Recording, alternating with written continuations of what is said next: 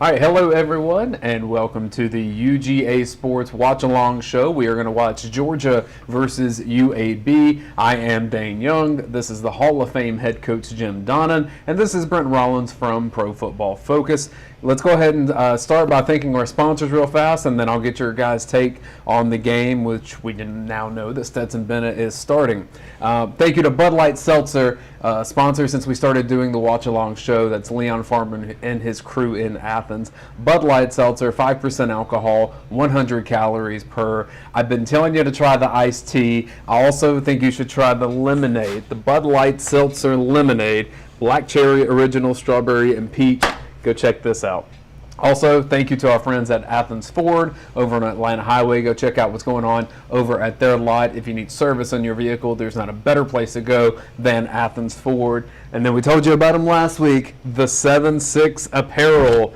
They have some brand new things in their Athens line. This is what I was wearing last week. It's the hairy dog hand. But the thing that I saw, Kirby Smart in his news conference last week after beating Clemson said, "Are you elite or are you not?" That was the point he was making. That's already a shirt in the Athens collection from the 7-6 apparel. Go check them out on their website. Coach, I'm going to send it straight over to you. Georgia versus UAB. We now know that for a fact, Stetson Bennett starting quarterback. Yeah, I'm happy for Stetson. You know, he's paid the price for Georgia, been a very loyal dog, and I don't really know what went into the thought process because, going into the week, he was a third-team quarterback, but at the same time, a lot of things happen in practice, and, he is a very productive guy as far as running the show and knows what to do. And we need, very, very good operator back there when you don't have the passing game that we thought we would with these receivers out. So he should do a heck of a job for us. And real quickly, what we see on our screen here, we're watching what is going to be the Georgia broadcast.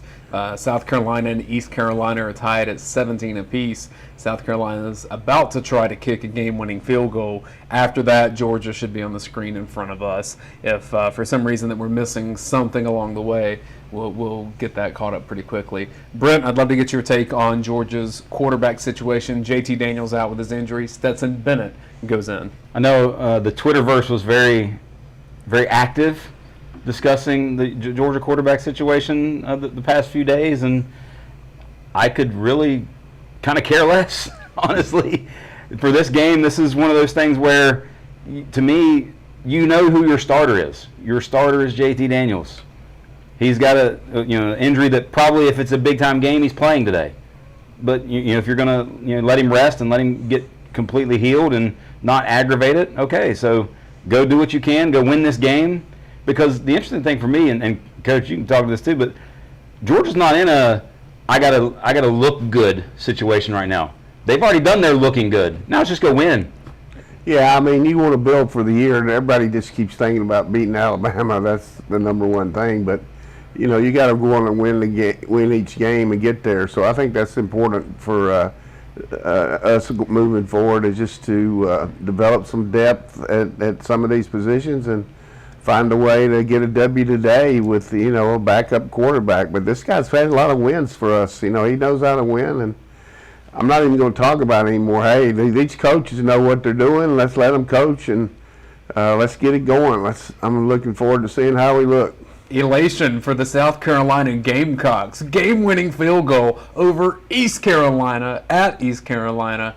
And the Gamecocks start the Shane Beamer era 2-0. 2-0. It will not stay that way as the SEC season is upon them. South Carolina has a lot of roster issues, but I guess you have to give credit for staying in this game and fighting, because this game was not. It's not the most aesthetically pleasing game. It wasn't definitive that South Carolina would win this. I'll put it that way. Yeah.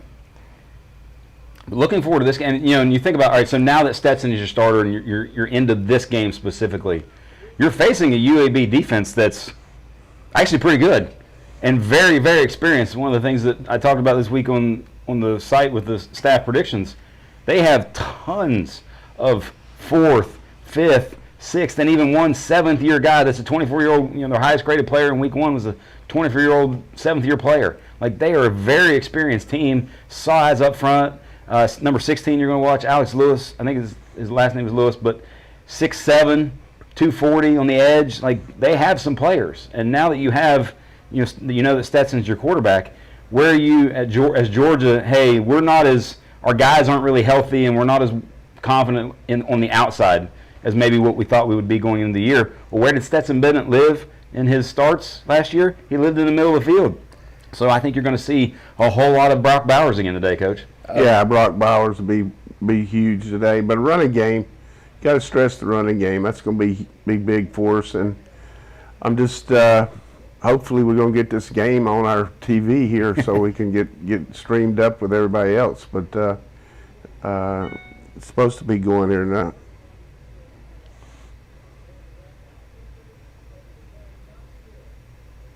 They said it's going to start on the app, I think. Why are they sending it to Tennessee? That's a bad programming decision. All right. Hey, Brent, do you have that ESPN app on your iPad, maybe? Yeah, I do. Maybe that's the way to go? Is that going to put you in too much of a bind? No, not at all. Let's see. You can put it on that table in front of you. I think we so, can yeah. gather around a tiny screen until ESPN2 decides it wants to put, the number 2 team in the country on its TV rather than unranked Tennessee trying to force overtime against Pitt.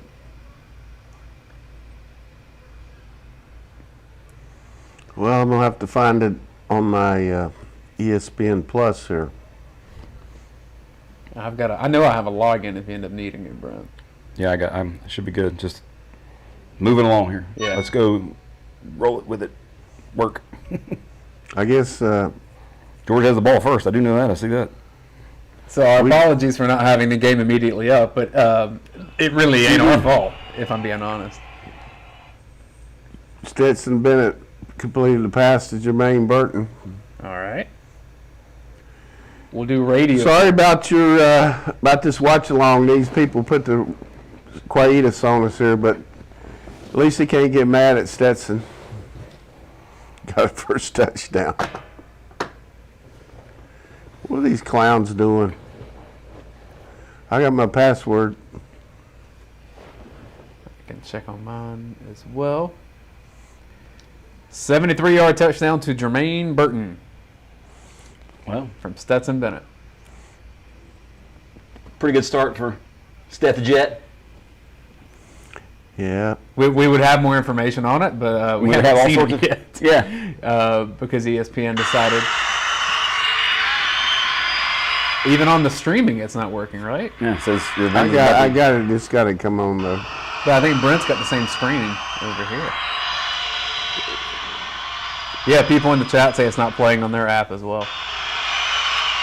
Well, a whole lot of people in the stadium are probably enjoying the fact that they are back in Sanford. Yeah. And they're literally the only way. They are the only ones watching the game right now. All right, so here's what I can tell you. It was a 73-yard touchdown pass from Stetson Bennett to Jermaine Burton. Let's go this way. That is Georgia's first. Okay. You got it. Coach, you got it. Well, I guess we can stop talking about the explosive plays, huh? Yeah, Robert Griffin III said Beck was going to start. Good job, Robert. It helps to be plugged in. There we go. All right. We've got on There you go, the Coach. here, Coach, if you want to Yeah, take we off got- the phone. Here comes the Blazers. We always want to start out our show with a 7-point lead for people on the watch along. Hey. So I don't know. I mean, they're having to stream it too, right? Yeah. Yeah. Hey, and the interesting part is, What is it? Just so we can watch the Vols? I don't want to watch A lot of Pitt fans out there, Coach, I guess. I don't know. Not me. I'm a West Virginia fan, not a Pitt fan. Sorry. Did apparently Oregon just got an interception in their game against Ohio State?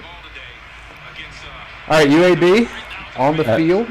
My wife just said it's on ESPN News. Try that. Okay. 207. Yep. Shout out Deanna. Jacoby Dean, Latavius Brenny playing the edge game really well. UAB trying to go quick. We are at 14:09 on the screen here for those of you on the watch along. ESPN News. There we go. We got Anybody it. wants to watch it on the ESPN News can do it too. There we go. We're back at it. So my computer's even behind the TV a little bit. Flag on the play. I'll help you sync it up to your team. All right, let's get it organized here, Dane. Tell them what they got to do here. All right, so I'm going to call out many times throughout this YouTube broadcast the time that we're seeing on the game clock. So then if it's a little ahead of yours or a little behind yours, just use your pause function either on us or on your TV to sync it up so you can hear us and see on your screen at the same time, because people get these things in different timings. So right now it's 13:42. They're showing JT Daniels on the sideline, not starting today because of his oblique injury. Georgia has a 7-0 lead, and I'll tell you when UAB snapping the ball here on 3rd and long. I didn't see what this penalty was. I'm assuming some kind of procedure. So Mere speed getting the start. it looks like, I guess they're alternating some, but he might have started to.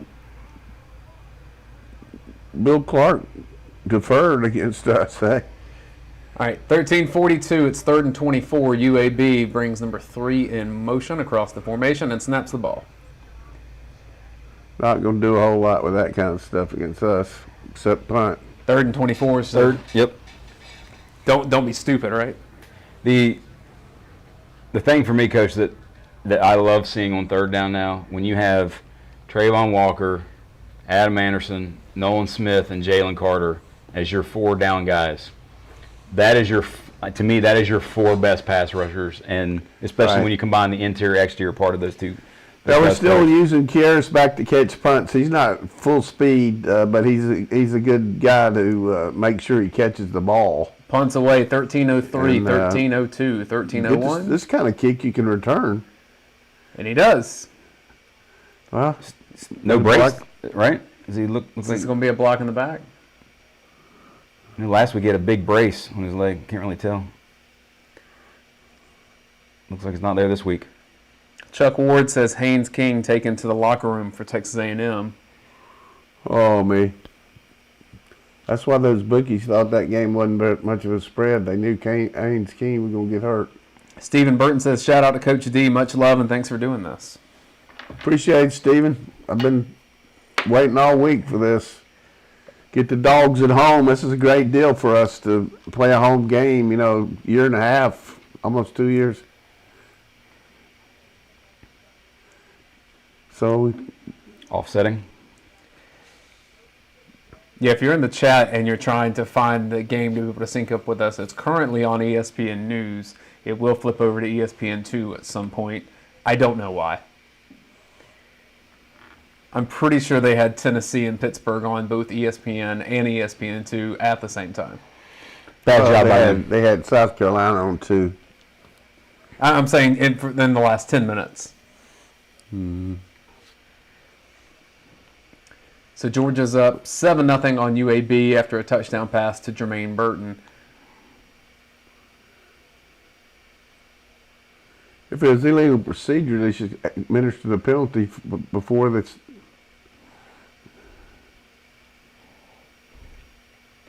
So is that a block in the back and illegal procedure? We'll replay it. Come on, Bill. Bill's trying to get to 10 yards.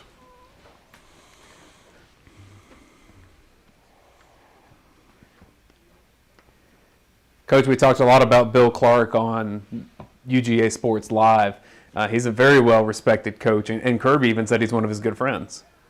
Yeah, Kirby knew him when he was over at Alabama. Bill was coaching in high school over there, and towards the early part of his Kirby's career, and then he took the Jacksonville State job, and then UAB.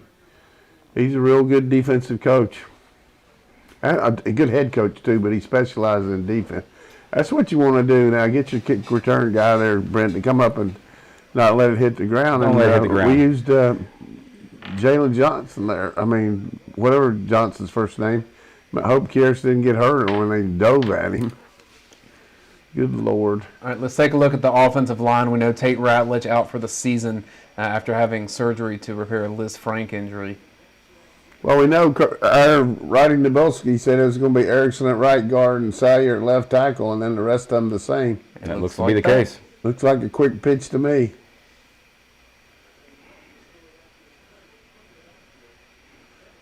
Oh, is he smooth as a baby's ass? Excuse my word. I mean, he's smooth as a baby's ankles. That's a nice, good. That was a nice little roll out there. There's A.D. Mitchell, freshman receiver, coming to the dance, and Coach. Old Munkin's been talking about that running game all week, and we're coming out here to play action, which I love it. And Stetson's ability to move. It adds an It element. shows a lot of poise. Kendall Milton in the backfield with Stetson Bennett. 12:20. There's a breaker. Little good stutter there. You know, you just got such a more fluid team when you can make a lot of good, easy first downs throwing the ball. You know what I mean, Brent? You call plays.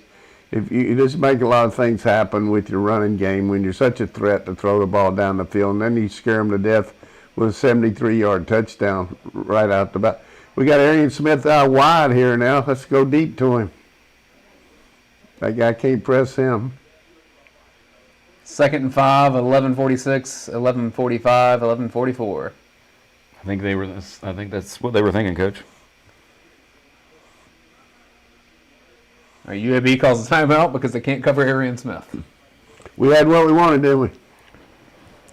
Anytime he's in the game, like the defensive coordinator has to know that he is in the game. Georgia's currently on ESPN News. If you're trying to find it on your TVs, it will flip over to ESPN2 at some point, is what. We don't want any people watching the women's championship at the U.S. Open. No, hey, it's going to be a good match today. Two teenagers playing, one from Canada and one from England. That's going to be a heck of a, you know, how many times do you see two 18-year-olds playing in it? Maybe, Coach, you and I should do a watch-along for Novak Djokovic and his run for 21 tomorrow. I don't think that would be as well watched, but I would enjoy Won't it. be long before they play tomorrow, that's for sure. Jump, take a shot. Free shot, down the field. Under There's a hit right Yes, there. it is. I like going to that guy, too. Rosebeek, St. Jack. He's really a good angular guy to throw to. And it's just, the thing about, without going overboard here, is Stetson's just going to take what they give you. I mean, that was just. And efficiency. And as long as you can stay efficient and be efficient And offensively. JT is too, but, you know, last week they did lay off of us, so we're just not going to make any comparisons today. We're just going to talk ball and have a good time. But what he did good there was he saw a wasted down when they were offside, and he just laid it up there. I mean, usually you wouldn't throw that with both those guys over there. But Take the hey, shot. Take the shot. Anytime you got a free play, That's good poise. it's the Aaron Rodgers specialty that he does so well with Green Bay. I'd say more than likely we're going to throw it here too.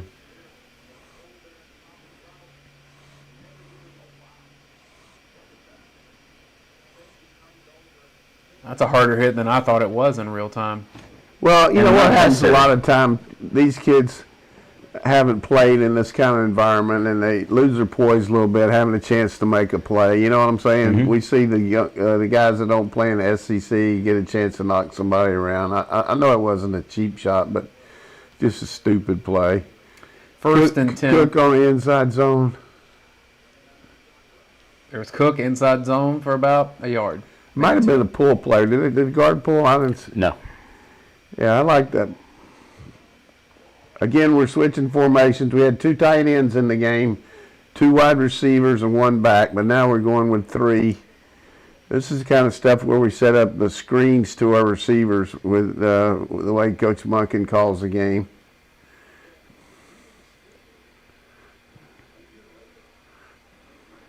Second and 9, 11:06, 11:05, first quarter. There's James Cook again. Good, strong run. Counter. There was your pulling, Coach. Yeah. 4 down zone. You got 2 downs to make it. Bomber Road.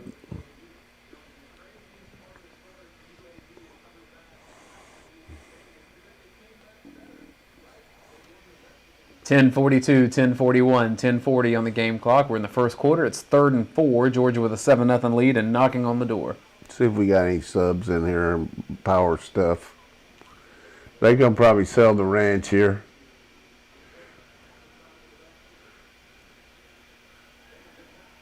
Beautiful throw and catch. Touchdown. Kenny McIntosh, touchdown. Nice Well, touch Rodney on that. Dabowski just jumped over the hedges. Yeah, 2 runs from James Cook and a pass to Kenny Mack. That's Roddy's dream drive. The thing about Roddy, for you fans, is throw it to Kenny Mack, throw it to Kenny Mack. But a very good job there of clear out there. You see the 2 outside receivers run inside and clear it inside, and then we throw to the back out of the backfield with the tight end coming across from the backside to get a block. That was very well conceived play. So You usually don't see most college teams, that's a pro concept, which Coach Rollins knows, but the 2 wide receivers came inside to make it look like that they were crossing, and most teams just throw it out in the flat. But we had an extra blocker coming across from the weak side to be out there to help him if we needed him, but he didn't need it. But just at this point in the game, you've had two backs run the ball. I haven't seen if Zeus has. We know he's been a little limited a little bit in practice maybe, and then Kenny Mack come in and catch a pass. I mean, that's pretty good. That's what you want. You want you got 4 big-time guys. Be able to equally use them, distributively stay Right. balanced with no matter who's in the game. And right there, like you said, Coach Stetson just taking what the defense gives him. Now, granted, that might have been necessarily by design for him to go there all along, but still, just take the check down. Stetson 3 of 3 for 97 yards and 2 touchdowns. It's not a bad start. So, do you pull him and put Beck in now? I mean, How much of a lead do you need? you could consider it based on everybody wanting to see Beck, but I don't know. Well, and Coach, I think the big thing Here's that's the thing that I would say: the longer Stetson stays in there, the harder it's going to be to take him out. Yep. Because all he's going to do is keep smoking it. I mean, he's just this is the kind of team he just eats their lunch. He knows exactly what they're in. He can read the front. He can read the coverage. We got a physical mismatch on the outside. I mean, and they play a very similar defense to what Georgia plays in terms of how they utilize their personnel. Something they see in practice constantly. I mean, he came out on the field today, and the songs in his headset was by the Pointer Sisters singing, "I'm so excited, I just can't stand it. I'm about to lose control," because he knew what he was going to see there. I mean, the kid's just got ice water in his veins, and I hate that he got hurt against Florida. Just for so many people are down, but he's the same. I heard Roddy say this, and I heard somebody on another station. He's the same size as the guy's making $1 million at Alabama. Quarterback, isn't he? Yes. Might Not be, much. Might be even taller. I mean, he's Or a little thicker. Definitely thicker. Yeah. But, you know, we're going against the undefeated South Carolina Gamecocks next week. Because, what's nice to see, and probably what a lot of us maybe thought, is that given all the build-up to last week and the emotions of last week and the game that was beating Clemson in Charlotte, that you could see a little bit of a almost sleepwalky type performance this week. There's been nothing sleepwalky. I tell you what, but you got the master over there. You hear Nick Saban, all the stuff he says. He doesn't have the press conferences that Nick does, but Kirby's, from what I understand, he was on our guys like a piranha on Monday. I mean, saying, "Hey, we're going to start practice over if you guys don't pick it up." And I mean, it was just a case of just not going to let it happen. And you're right. That's a good point. You can't. And usually what happens to me in a game like this, if you prepare right, they're not going to do anything to you. But if you, and hang around and practice and don't do everything you got to do, and then that's where your upsets come, But our team goes against each other so much in practice that there can't be any slack. Speaking of upsets, final score from Columbus, Oregon 35, Ohio State 28. Well, Moorhead put on a clinic today for those of you who didn't watch. Here's out there at the Universal Studios in California. There's a conga line around there for the Pac-12, thinking that they're going to be in the playoffs now. That's the way it contained. So the game did flip back over to ESPN2. If you need to resync us, I'll help you with the time right now. 10 minutes and 5 seconds left in the first quarter. 10:03, 10:02, 10:01, and they just did a shot onto the announcers, which is Mark Jones and Robert Griffin III. RG3. I tell you one thing, that's one of the fastest guys I've ever seen at quarterback when he was playing at Baylor. Before he hurt his knees, Yes. I'm just telling you, he was a human rocket out there. I mean, he was a perfect guy for Art Briles' offense, wasn't he? Yes, he was, very much so, and had enormous success in it. UAB, a little play action. That's going to be batted away. Tremendous job there by Brini. I mean, we double covered the heck out of that. Got a chance to talk to Latavius Brini's mom today, Coach. Is that right? I was at racetrack getting some gas for running some errands this morning, and She was his in mom. there? Yeah, she was there. I was like, she told her he's been playing great, and she said thank you and had a nice little conversation. She's ready to That's watch her awesome. son play. Did you give her a scouting report? Tell her he's playing great, 2 for 2. Yes. Oh yeah. Told her he's been awesome. He's 2 for 2 against top 10 teams. We better put somebody out there on that third receiver right now. UAB taking the timeout. In the chat, Nathan Floyd says, Coach, we loved having you down in St. Mary's Wednesday. You I appreciate that. Roddy came up with the idea, with that probably might be a good idea for me to try to get out of the house a little bit and not just hang around here. And so he set up a couple speaking engagements, one in St. Mary's with their crowd, and then over in Valdosta on Thursday. And we had a great time. It was the people were just fired up. I told them a few things that maybe they didn't know. Not much, though. They know more than me. But we had a good time, had some good stories and jokes. And it was good for my morale, too, just to see all those people. And we had some good pictures. And I got to drive this car down there. This guy had a souped-up car with the Georgia Bulldogs labels all over it, and I drove it around the parking lot. I felt like I was Richard Petty, man. It was awesome. You sent us a picture of it. It was such a cool-looking car. Yeah, I mean, he was very proud of it. He should be. He said it would go up to 180. I only went 120. I mean, that's booking it, Coach. No, I didn't go 120.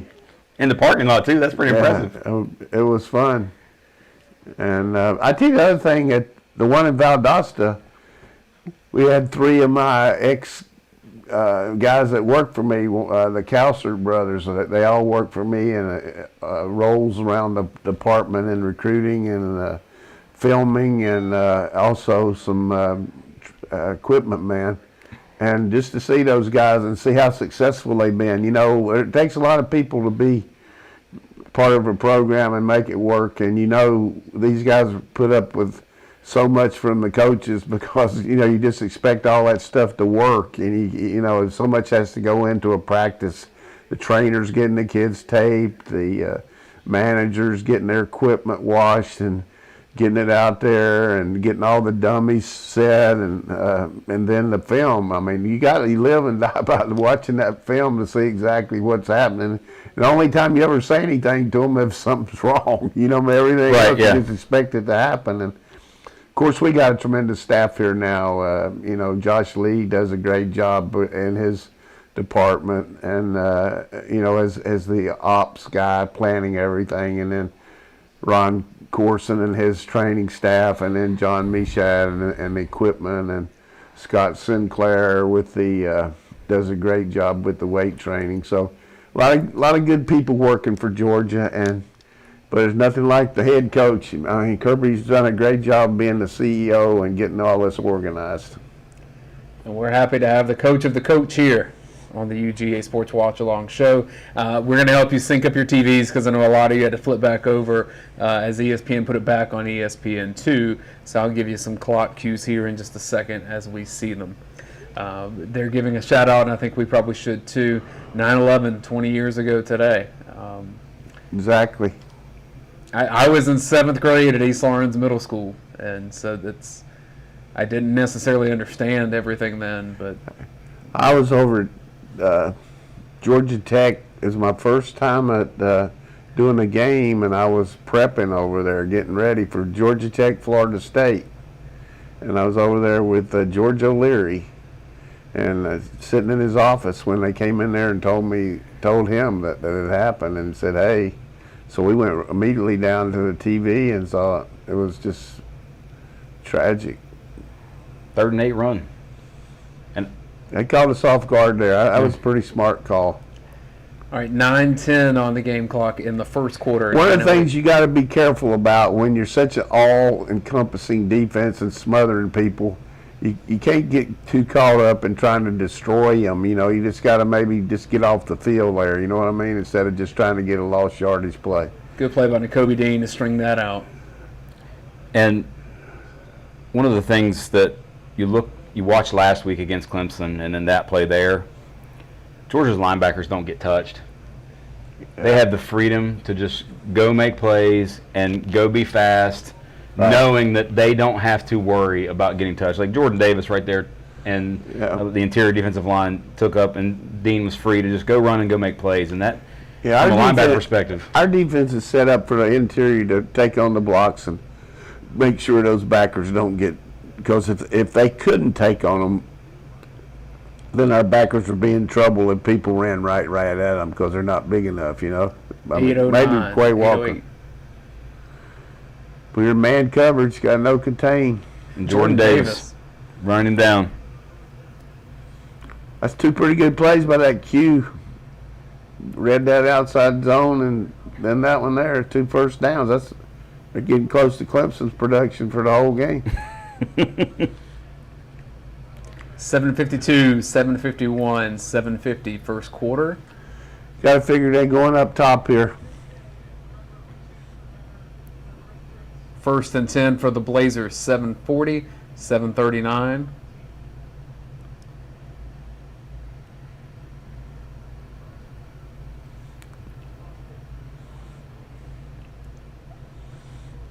All right, so is 49 Tramel Walthour? Are you saying that or asking me? I'm curious because I think that's who that is, but that's not his normal number. So how do you know it's him? The hair. Okay. I'm not. I mean, with the the right defensive end there. Did he switch his number? It must be, because I think that's him. What do we got on the roster for 49? Not a soul. Well, Gleaton Jones, walk-on running back. Ooh. Pick. Scene. Lewis Scene. Quarterback couldn't get into that throw. I just got to tell you right now, that quarterback is going to get his ass chewed on that one. Now, you had a first down, and you throw that ball in the middle. Here comes some kind of hockey play. We used to call them hockey because you never know where that puck's going to go. Timing was very off for UAB right there. First play here is going to be something funky from Coach Monk, and maybe reverse to Arian Smith. Great rush. Well, that's a good pickup. I mean, I haven't started looking at these guys at their hairline. I mean, I like the way you scout these guys. So, Coach, one of the things I did for years for PFF was who's on the field. Here's Beck. Beck's in the game. Carson Beck in the game for Georgia. Hands off to Zamir White. Good for Beck. Good for Beck. I'm happy for him. Some people in the chat are kind of laughing at the fact that we've said that UAB is a quality team. I'm telling you, they're not a pushover of athletes. They are. Quality team. I didn't know Carson Beck was that tall. Not the same guy who walked out against. I mean, is he 6'4"?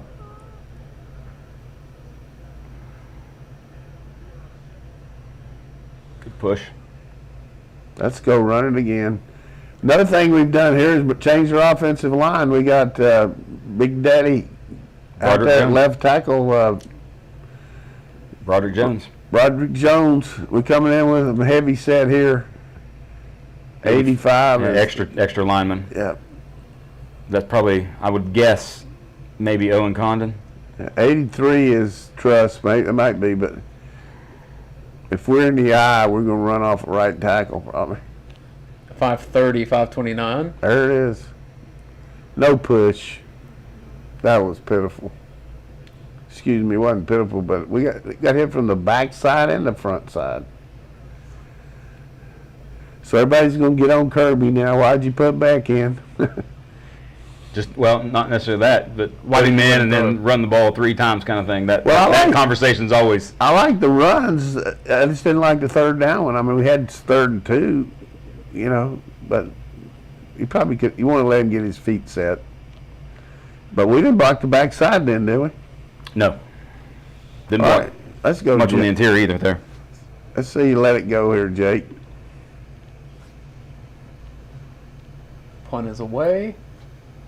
And fair caught about the 24-yard line. 4:39 left in the first quarter. While we take a break and have the change of possession, I want to tell you about our friends over at Bud Light Seltzer. Quite a variety they have. So when we were doing this show last year, it was the Bud Light Seltzer, the Classic Edition. You can still get this, the Black Cherry, the Lemon Lime, the Strawberry, and the Mango. But now they've added the iced tea, they've added the lemonade. If you're trying to be a little lighter but still want to get your Saturday game day drink on, Bud Light Seltzer is the way to do that. You've seen some of the weight loss that Rodney DeBolsey has had. He says this is one way he did it. He dropped some of the heavier alcohol that was in his diet and opted for the Bud Light Seltzer. And the best thing about this is that in the Athens area, Leon Farmer and his team distribute some of the Bud Light Seltzer around here, and big-time Bulldog fans, big-time Bulldog supporters. Coach, I always love hearing about how they were among the first people to really welcome you in and help you get established here in Athens as well. No doubt about it. Got us rolling in that weight room and introduced me a lot of people in town and was a very instrumental in telling me about the way things happen around Athens. So that's Bud Light Seltzer. Check out what they have. The iced tea flavors, peach, raspberry, tangerine, apple. You'll love Bud Light Seltzer. Check it out. Also, thank you to our friends at Athens Ford, longtime sponsors of what we do at UGASports.com. I'll tell you more about what they have going on over at their lot and some of their specials a little bit later on in the show. One question that I had, Coach, do you think that it was a pregame decision of we'll do 2 series and then change quarterbacks, or was it just based on how those 2 series went? I mean, it's a continuing saga of UGA sports. I mean, it's a good question by you, but who cares really? I mean, I don't know. There's all kind of stuff out there about Carson Beck told his coach that he was going to start, and then the coach talked about it, and our staff didn't like it, and who knows? But it's just we got a good quarterback. We know that's won games for us, and we got a good young quarterback that's going to be good in Carson Beck. So it was a good move. I mean, Carson can't help but do well from this situation right here. If he learned from the fact that he's got to do a little bit better in practice when he's the number 1 quarterback, if that's what happened, or if he said something he shouldn't have said, who knows? I don't know. But the only thing I know is Kirby made the right decision based on 14-0. 14-0. He's got to feel pretty good about his decision. Scoreboard don't lie, that's for sure. Dane, you mentioned about being in 7th grade when 9/11 hit. I was actually I think sophomore year, 2nd or 3rd year of college, and I was watching SportsCenter when it happened, and then obviously SportsCenter breaks into that and sort of puts ABC News on the second screen and all that goes into it. I had to go to class. I had physiology class before any of the towers fell. So we go to class. Our physiology prof walks into the class and says, yes, what's happening in New York City is really bad and terrible, but we have material we need to get through. Wow. And then she went and rolled right through class. UAB back on the field, 439, 438. Another keeper. You know what I liked here with the quarterback run is they pulled, even though it was an inside zone, they pulled the guy around to help him, a wraparound guy, and that was what you need against a team like Georgia. You ensure the fact you're just not going to out-execute the end. You're going to have a chance to have a blocker out in front of you. And I would venture to say, Coach, I'd much rather see the replay of the game than watch the announcers. the QB run game is I wouldn't necessarily say kryptonite, but Georgia is so sound and so strong at all levels defensively that the QB run game can be something that throws them off a little bit. Exactly, and it helps you. It helps you if you got keeps us from maybe playing as much man coverage. And this thing going to drive Kirby crazy if we get a penalty for face massacre. Exactly what it is. On Trayvon Walker.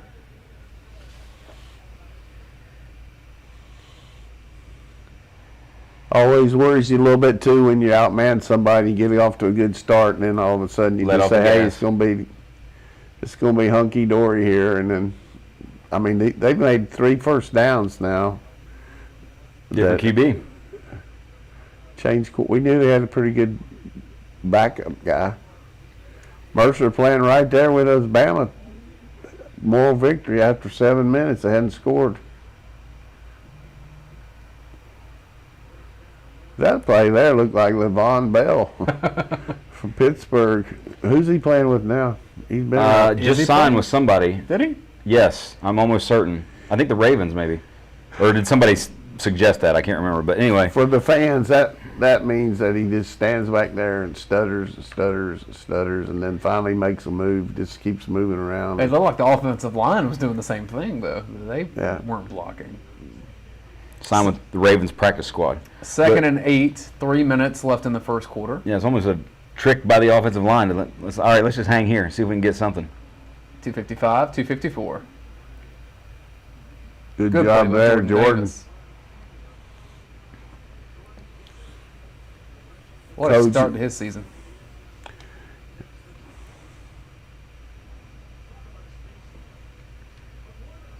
What was interesting there, the right guard tried to help on him a little bit and actually hit him in, took his momentum into the play.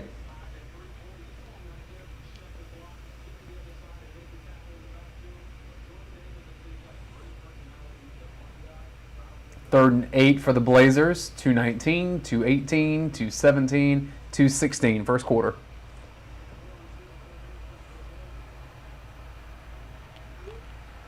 That's a baby. So Adam Anderson got that sack, but if they replayed this, I want you to watch Jalen Carter. One of the things you can do, too, is Adam Anderson's the only guy in America can dive at a guy from the hash mark and tackle him on the sideline with his arms. Watch how long his arms are on this grab. Just watch the length there. And like you said, we got a good rush inside there. But watch how much he extends those long arms. He's unbelievable. He can scratch his ankles standing straight up. Coach, I actually saw one of the draft internet guys this week had Adam Anderson numero uno. First in the draft? On his draft board. Wow. Yeah. I think it was the Walter Campbell or Walter football website. Was that by position or just overall? Nope, overall. Yeah.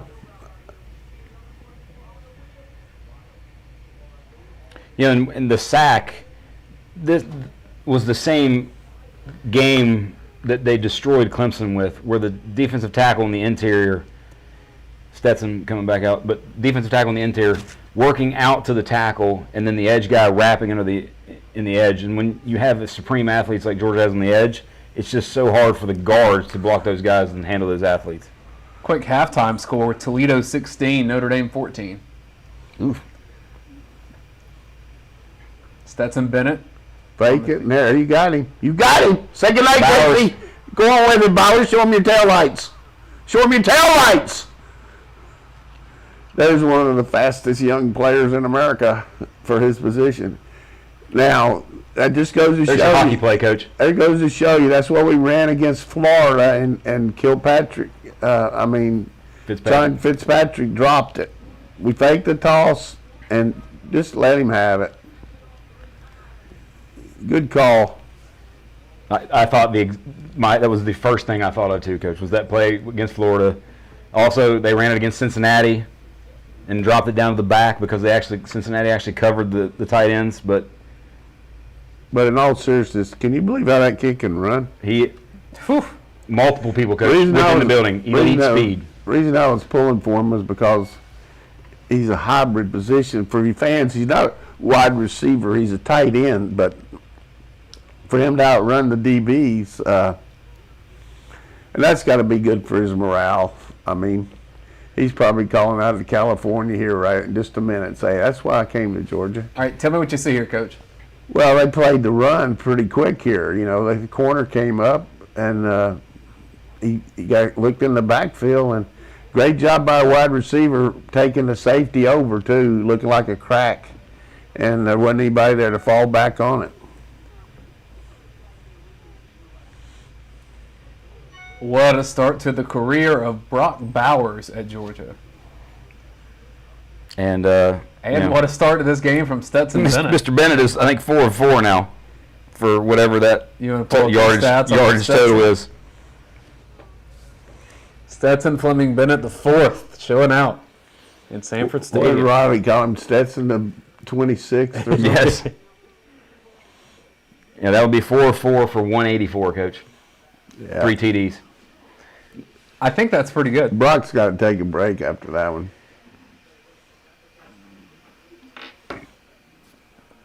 I love how Just Channing forget- Tindall in practice said that Brock Bowers was beating some of the experienced linebackers and gassers.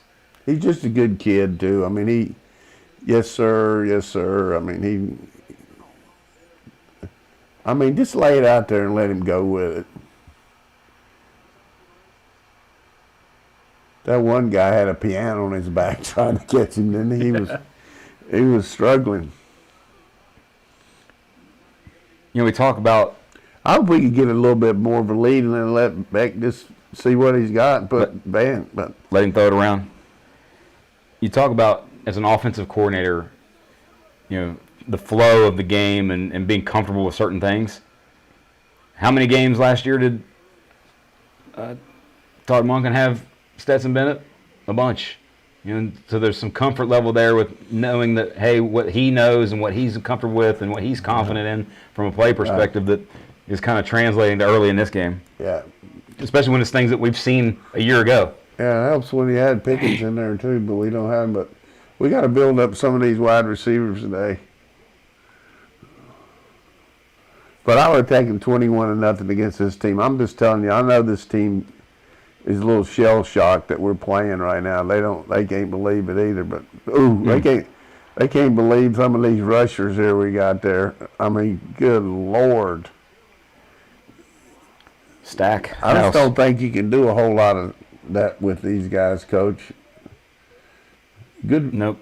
But the thing that our team does is we move so much at the line of scrimmage. And that guy ran 100 in high school. Nazir Stackhouse. He ran 100 meters, but he didn't run real fast. But at least he's one of the fastest guys in his high school. I know. You know, if you're playing football from my dad's high school, if you don't play baseball, you run track. Everybody on the football team, get them on the track team. So Go run. Go get in shape. Yeah. So that's the end of the first quarter. Georgia with a 21-0 lead. What's going on at Athens Ford? Let me tell you about what's going on at Athens Ford. I've been telling you about these Broncos all the time at Athens Ford, and I've been seeing more of them on the road. And I don't know, maybe that's a psychological thing of you think about a car, you talk about a car, and then you end up seeing it all the time on the road. Maybe that's what it is. But they're F-150, if you want to check it out over at Athens Ford. They've got really good pricing right now on that 2021 F-150. 0% APR financing for 72 months. I've been telling you about that Bronco, and we tell you about their service as well. If you want something a little bit smaller, maybe you look at the Ford Escape or the Ford Explorer. They've got their student discount, their military discount, and that limited powertrain warranty. You need to go over to their lot, check out what they have over at Athens Ford.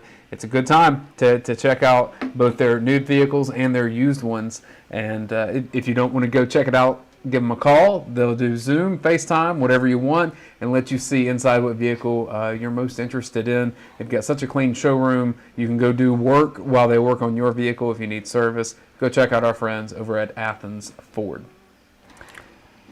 I think how much are people in the dog vent going to get onto all of us this weekend, Dane, for our predictions?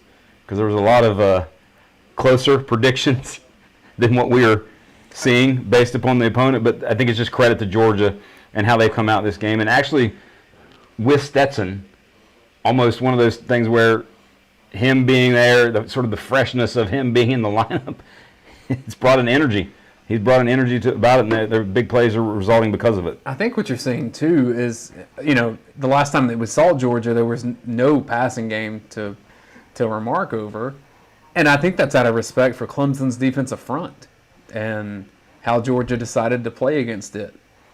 And you got to win against what could be one of the top 5 defensive fronts in the country. And even as we went back and watched the film of that, Brian Breezy had a really good game against Georgia. Yep.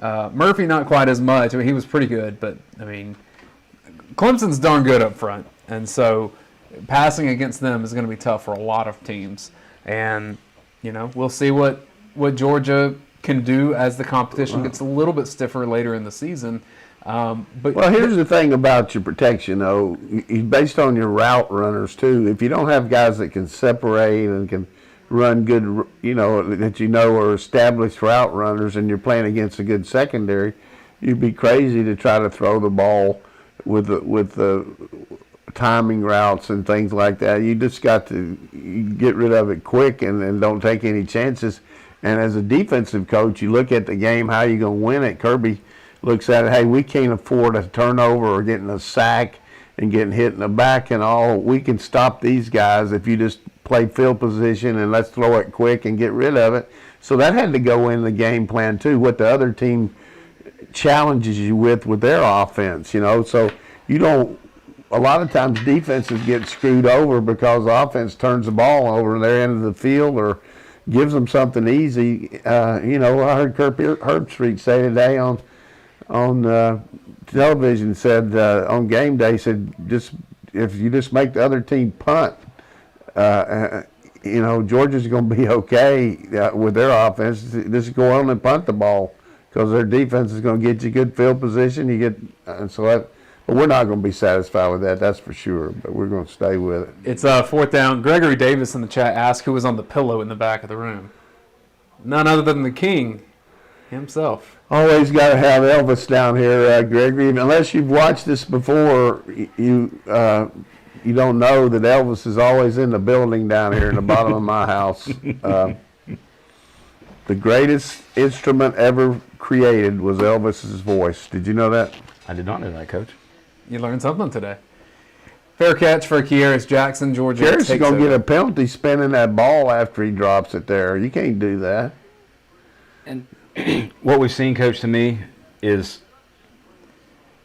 the talent disparity. We're ass kicking right now. The talent disparity right now. State the obvious for me. Yes. The talent disparity is in the depth. Because, like Nazir Stackhouse, he played 7 snaps a week ago. Yeah. He got the hit on the interception. How about that guy's hair there? Can you tell me which manager that was from the hair on his back like he did that other guy? That was one of the best calls I've ever seen. We're probably going to throw another pass here. Just get it going. Throw it. 14-19, 14-18. He's going deep. Look at that. Visual coverage. Hey, did we say we were going to throw one to 11? Kiss me, you fool. I'd say Stetson Bennett's having a day, Coach. Holy cow. Step for Heisman? Is that what? Seriously, though, 11 is... Different level, Coach. He's a different level of speed. He It's had to nothing- slow down on that ball. That guy right there probably got beat by a double move. It wasn't his fault. Look at this look off here. That's the way to find it there, Yes, Arian. great job tracking the ball.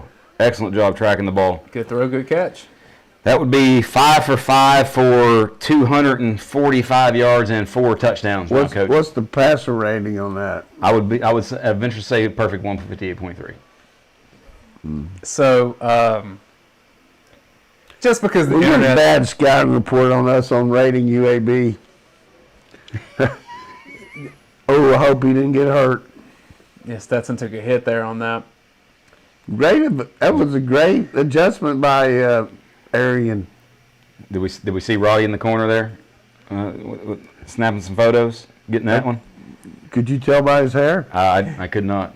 But seriously, so Coach, for PFF, what we have to do, or some of the early stuff that I did was, Excuse me for one thing. The reason I said about the hair, for anybody that missed it, Yes. is our man Brent Rollins picked out a player that was in a different jersey than what he is on the program by the length of his hair down his back. Now, that you can't get that on a broadcast anywhere in the country.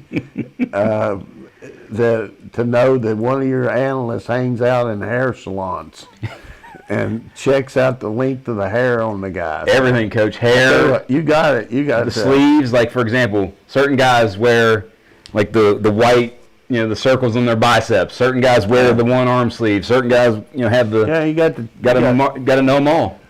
Yeah, I'm just want to say. So go on. I didn't want to take away from. But that's it. how we did. So we'd have to. So I'm doing the game, and I got to see every player, every play, and we got to track where they are, what they do, that kind of stuff. So I'm going through taking notes. Hey, this guy has his It's easier his to sock evaluate this about way. his, yeah, he's got his sock maybe not as high as this other guy, or the other guy's got. That way, you always know who's on the field. That's the way to do it.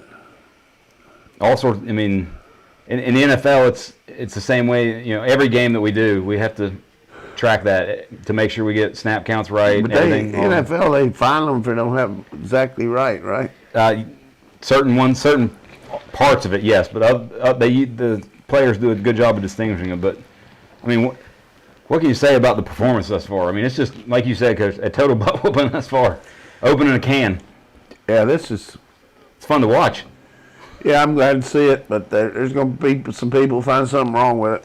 Oh, well, we know how crazy the internet has been for Georgia over the last 24 hours with these quarterbacks. I can tell you the next step of this, and it's, are we sure that Stetson's not better than JT? That's the next step of the discussion for the internet people. I'm not saying that that's one that we should have, but I'm telling you that's what's going to be brought up on the dog vent. That's what's going to be brought up on this YouTube chat, because Georgia doesn't play offense like this very often. Now, doing this against UAB and doing it against Clemson, that's two separate things entirely. Completely different issues. But I will say this: the thing that that you should feel confident in is that if you're in a game was it week 5 at Auburn, and JT rolls an ankle in the second quarter, how confident are you now that guy's going in the game? Well, I'll tell you that if JT's hurting a little bit and he sees the hullabaloo that stems from this, he's going to find his way back out there. Our own Jed May says he's played a lot of Madden, never ever come close to a stat line of like 5 for 5 with 245 and 4 touchdowns. You never saw me play in high school. Jed, if you're not listening, I'm going to tell you that one later. Big thing now is just don't get anybody hurt. And get some young guys some experience. Coach, our job just got more interesting over the next 2 hours. What are we going to yeah. talk about? Well, we can talk about Texas A&M getting their ass beat right now by Colorado. Cincinnati and Murray State tied at 7? Okay. That was my big pick today. Told everybody Texas A&M was going to kill them. I wish Chuck Ward would tell us what happened. Our great friend Chuck Ward out there, what happened to the quarterback for A&M. Post it in the chat, Chuck. I'll relay your answer. Based on that little ranking things that they showed right there, 1 and 2 are it's 1, 2, and then we get to the others. Well, Ohio Ohio State, just a big dropout today. He's going to try to throw the wide. This guy's going to get – what are you doing over here? We had another corner in there. Who is that? No, that's Christopher Smith. Smith. His jersey's bunched up. It's 29, right? 29. Smith didn't do much there. You know, our defense can catch a little bit of grief here in the first half. I mean, they've given up about 4 chunk plays, 10 yards or better, haven't they? Yeah. One of the best things you do against our team is throw the ball behind the line and see if they can tackle you out in space, because that way you at least launch it, 13-30, 13-29, 13-28. Second quarter, 1st and 10 for the Blazers. Wow. Gash run. Lewis Seen makes the tackle. That was they just mashed us right there. Yes. And they got the linebacker. They got to the line. They got to the second level. We don't need to give these guys any juice right now. Chuck says that he's talking about the A&M quarterback coach. He saw him limping to the locker room and then heard them say that he was going for x-rays. And then he didn't see anything beyond that because he was trying to find the UGA game on the app, which ESPN threw us for a loop. Well, thanks, Chuck. I wouldn't have asked him if this game had been in doubt, but they're going deep on the weak side. Don't jump that double move there, DK. Yeah. For you fans there to see 11, he's not the same guy that just caught that pass for a touchdown. These guys in college now love their numbers, and you recruit them. And so they've come across, as long as you don't have the same number on the field at the same time, you can't have 2 11s out there at once. But a lot of offensive players get to get their numbers, and the defense players get their numbers. So Arian Smith caught the touchdown, and that was Darion Kendricks, our defensive back, number 11 there. So that's basic information there, but I'm sure most people know it. But just in case a little old lady from Pasadena is watching, we can explain that to her. So, Coach, back-to-back plays right there before they take that timeout. The previous play as well. After UAB gashed them in the running game, Georgia actually went to its base defense. 3 down linemen, 2 outside backers, 2 linebackers, and said, all right, if you're just going to try to go at us a little bit and we're going to give up something, or we're going to bring in an extra front, a true front 7. To me, if you're mismatched against us, you do that instead of trying to throw the ball and make us play our base without Nick, and just try to run right at us. I mean, because nobody ever tries it. They're always playing against, you never see it because nobody plays conventional. But one of the best plays to run against any kind of defense is where you got a tie at least at one place and another guy's on air. So you got that tie, and then you got a lead blocker coming around to block the guy on air. But if you got everybody covered up with people behind them, the way our team runs, it's just hard to make a lot of yards rushing.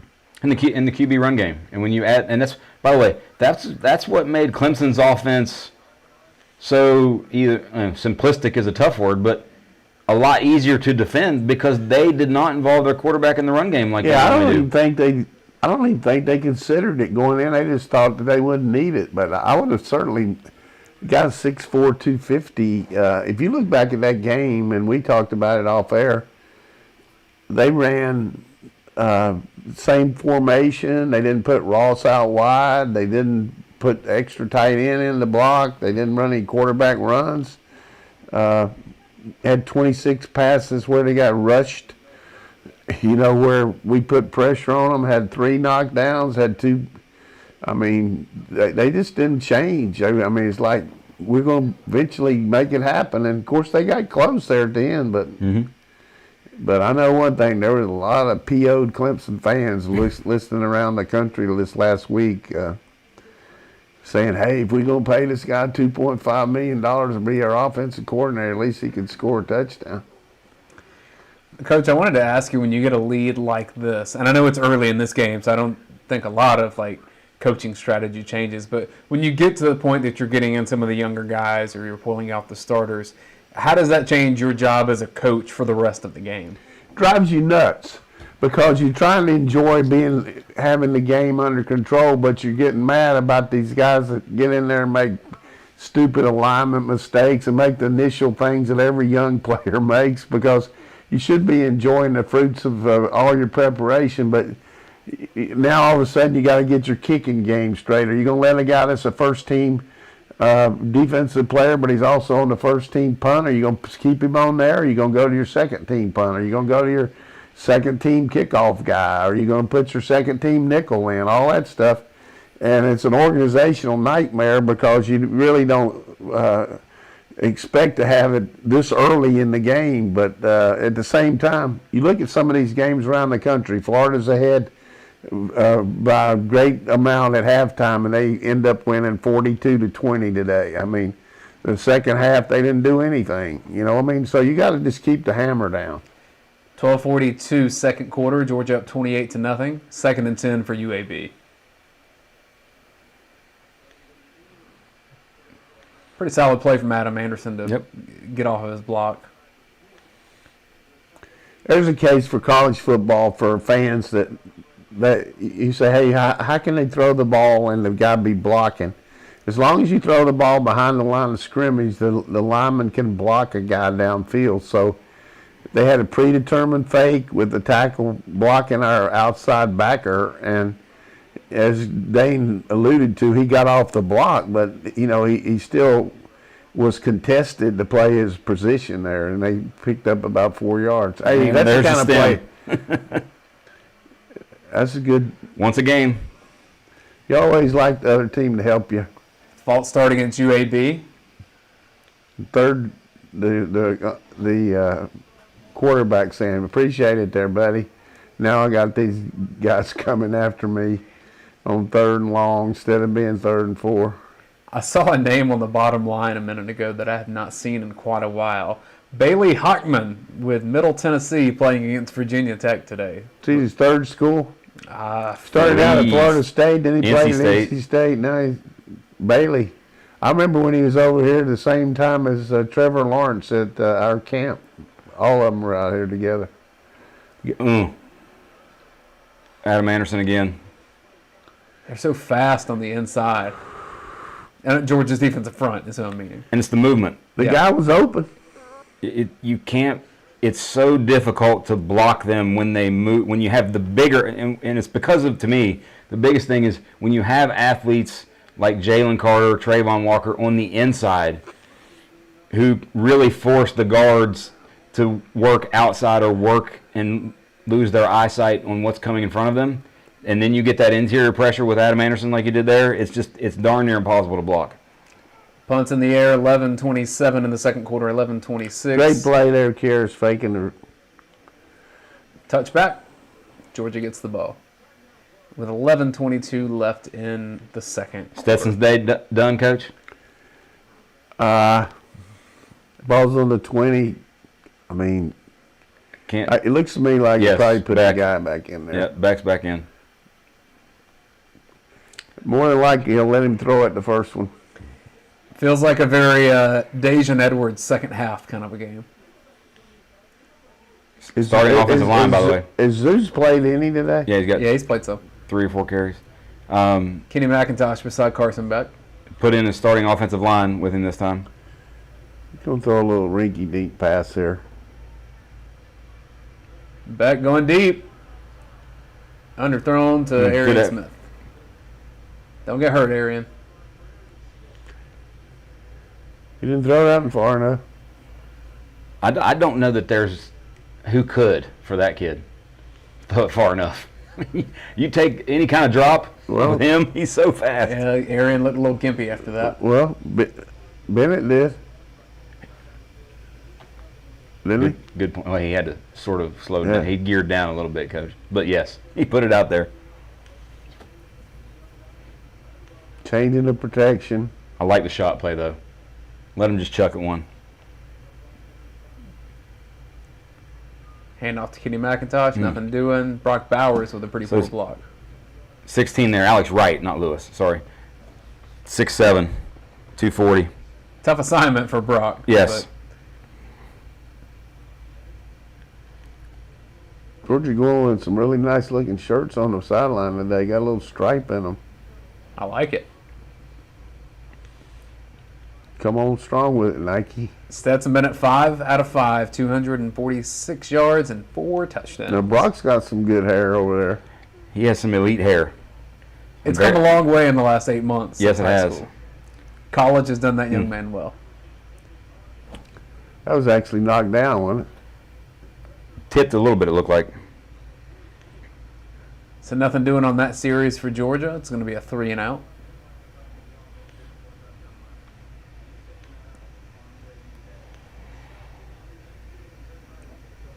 Southern Georgia Dog says, take Stetson out so he doesn't get hurt. Not a phrase I thought we would have heard a week ago.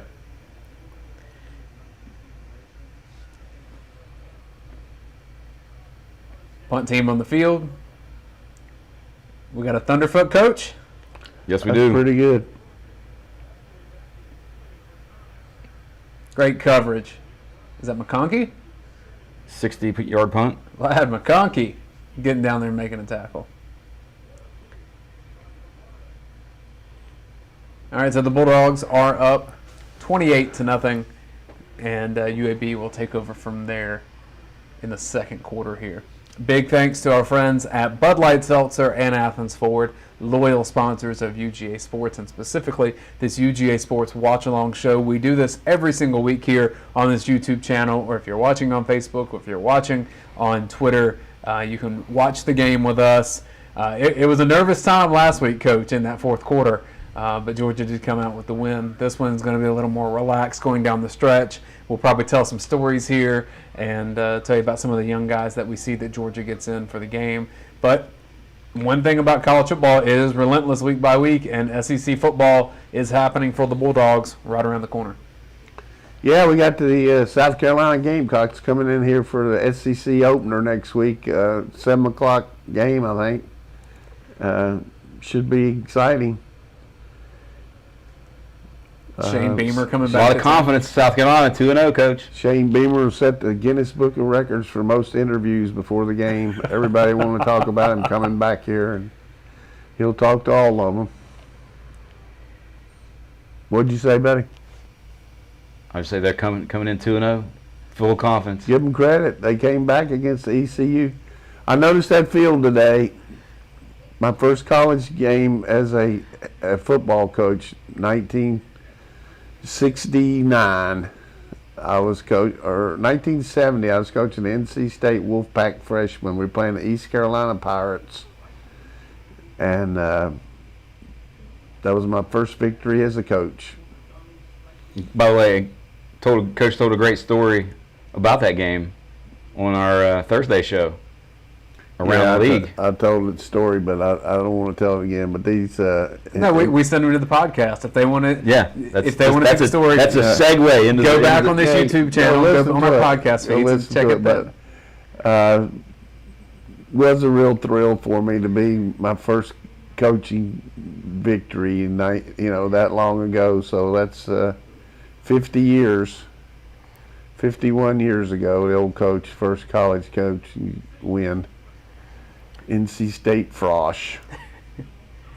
We had two coaches, me and Dick D'Angelo, who ran a pizza place in town. He was an ex-defensive player for our team, and he for NC State. And we didn't have a lot of coaches because all we did was run a scout team for the freshmen. Ran a scout team for the varsity. And we just kind of got it together for the freshman games, but I told him if you just come over and help me with the defense a little bit there for the games. And he only had one call. It was all out blitz, slant weak and slant strong. There you go. Some scores from around the country. Virginia Tech leads Middle Tennessee 35-7 in the fourth quarter. Notre Dame trailing Toledo 16-14. They had another motion penalty here. These guys are nervous as a prostitute in church. They're really nervous, aren't they? I don't know if there's much to be nervous about anymore. I would say, no, now Might it's as just well play. Cut it loose for UAB. So, Dane, last week we had a Film Don't Lie segment on the UGA Sports site looking at all 7 of Georgia's sacks. Are we going to have a segment this week looking at all 5 of Stetson Bennett's completions? I don't even know if he'll get back in. I would doubt it. I really would. I would agree. At this point, I don't see that he does. All right, so see Coach C97. That's Warren Brinson. He's got that little white thing on his calf. Yeah. 1st and 15 for the Blazers. 10:20 on the game clock. Taking the snap. Way to run, Kendall. Kendall. He's so fast.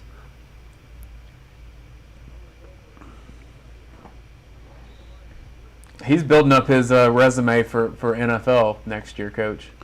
He'll make I think the he'll squad. come back. Oh, He got another year. He'll come back. Hadn't played enough, really. He has played now entering this game 223 snaps He needs to play some more. in his career.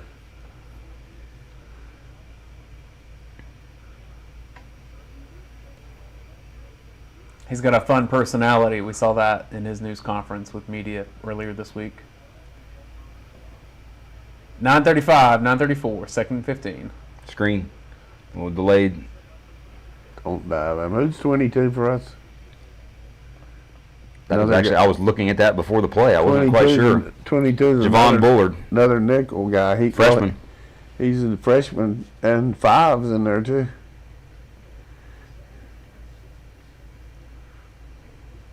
Who's 5? Ringo. Oh, I don't even know. I can't even remember anymore. He wears 10 in practice. Let's mess him up. What down we got here? Are they trying to figure that out? Whether or not to take it.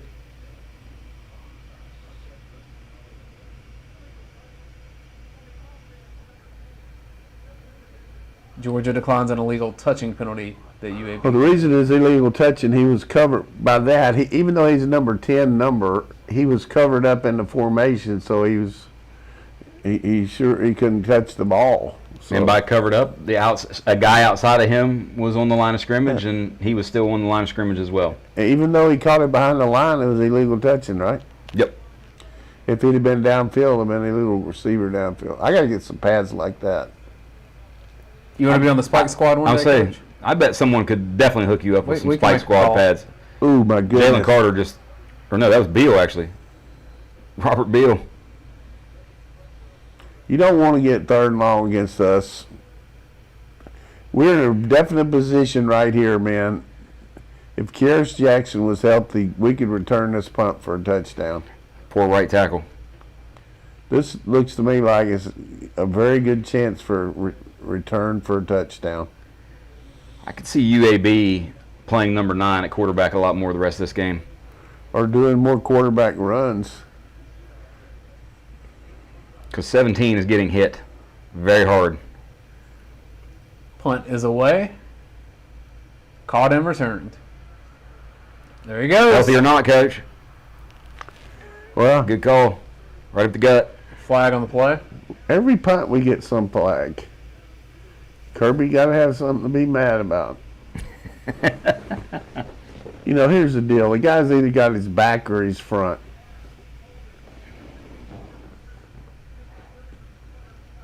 Don't show Kirby on the sideline. I don't want to see him swearing. It's holding, I think they said number 2, if I could hear the audio. This would be a really good time to run a reverse. Are you coming back with a mailman? Yeah, Stetson's. Don't throw one mailman. I like to go through the first half with a whole perfect. He's got some high cut shoes too. He doesn't even go with the low balls. This is Charlie 37. They're gonna fake it and throw it. Got 2 tight ends. Ace formation.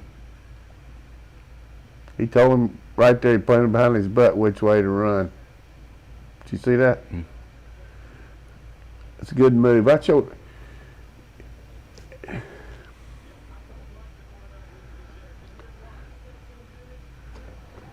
So we've yet to see an actual clip of the first touchdown. That's That was it. I mean, but Just the missed whole play, just so the throw and then the catch. You'll see it on film. Don't lie. I'll find it. We'll somewhere. find it somewhere. Somebody in the stadium will have it and send it to us. It's on the Or an app. It's on the Zabruder files from the Kennedy. 8:10, 8:09, second quarter. Oh, look at that athletic move. Game changer. Guy runs like a running back. I like the screen. That's the first time we've seen. What are you going to call holding on somebody? God, we're having a lot of penalties, Kirby.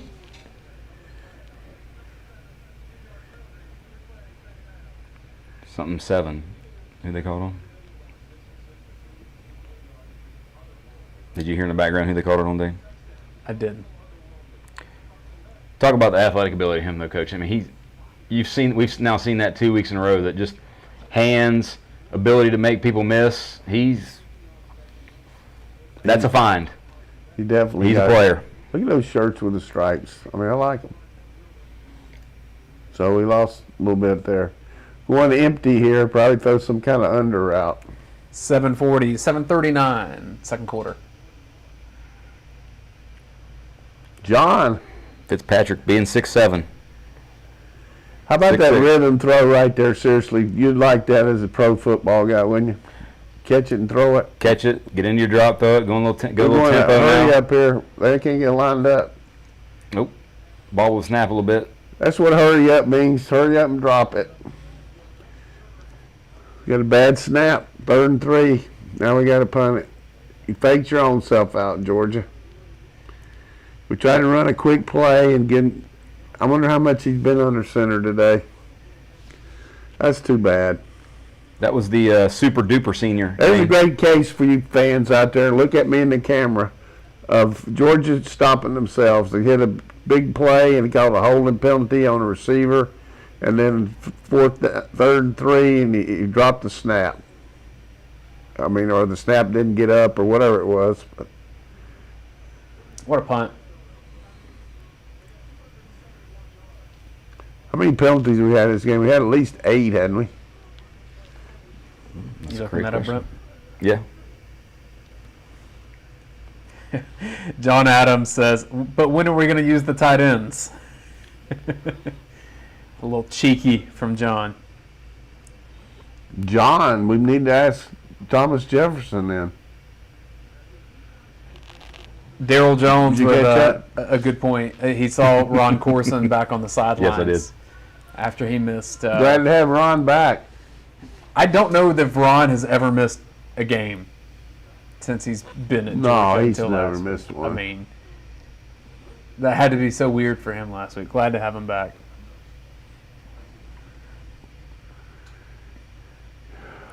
I'm telling you now,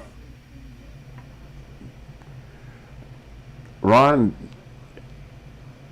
wasn't tested because of the SEC test. He had symptoms, and he really was sick. I mean, he ended up having to get the antibodies, pumped in him, and I'm just glad he's well and feeling better. And I know for me, I had COVID back when my wife was sick, and she didn't. I mean, she was hospitalized, but I didn't have a whole lot of problem with it. But I had that booster shot last week, and I was a lot sicker with a booster shot than I was with COVID. I mean, that bothered me. But it's got, from what my doctor says, that's what it's supposed to do. So get the booster. I'm glad you're feeling better, Coach. Where? Go ahead. I was just. You gonna give me a stat here? Let me hear it. Stat. No, I am not actually. I was just going to ask Dane if anybody's shouting out where they're watching from. Yeah, let me Where know they're where joining you're us watching from, and I'll give you a shout out to your hometown. Pitt over Tennessee. Bonus points if you're overseas, because I like seeing our region. Yeah. Anybody in Fiji today? I feel like we're watching the Miss USA pageant when you start going over there.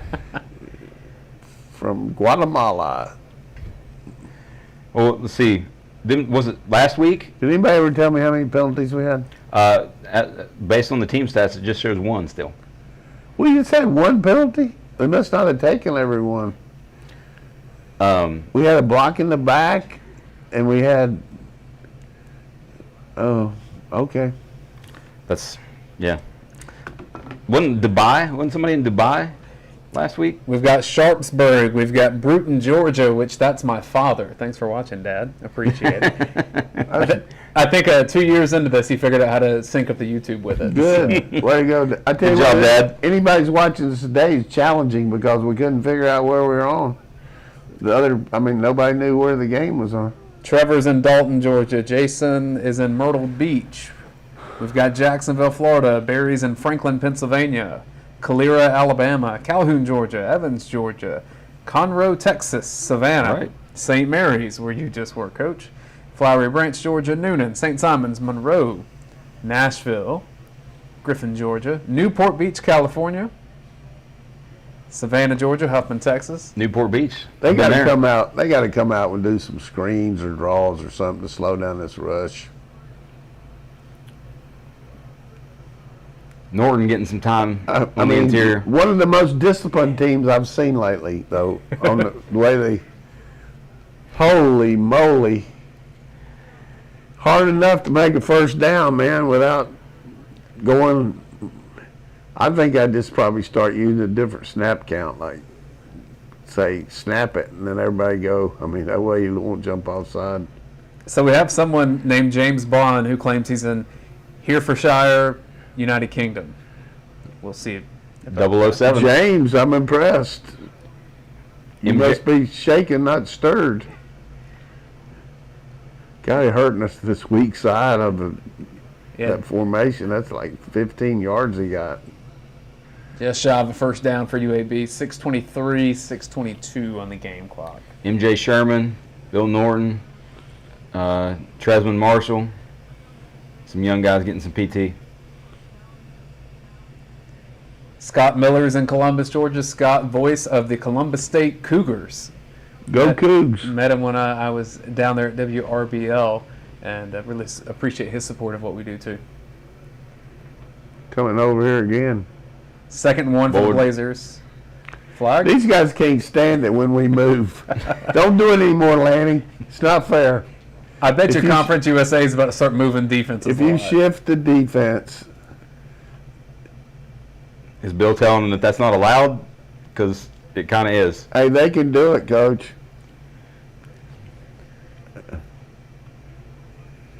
He's not very happy. Williams watching in Anchorage, Alaska. I think he just said, "Gee bless." Have a great day. Yes. 2nd and 6 for the Blazers. 5:36, 5:35.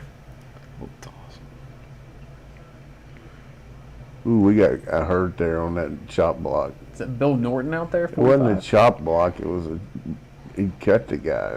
Yeah, cut Quay Walker.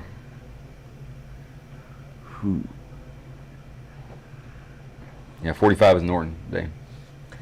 Coach, I know we hyped up that UAB has a solid team, and we're not seeing a disciplined team or one that's competing very well today. But this is a team that's going to compete for their conference, right? Yeah, it is. But they've just been their own worst nemesis on offense. They've shown some things, and then defensively they just try to play too much man coverage. Oh, Look and at then- that now. How can you win with that? They're trying to be too funky, and center kind of. Somebody messed up the count. Did Jordan Davis jump there, or the nose guard jump? I don't think so. It looked like everybody else was kind of standing still, and it looked like the ball got snapped early. Some screen time for MK Sherman.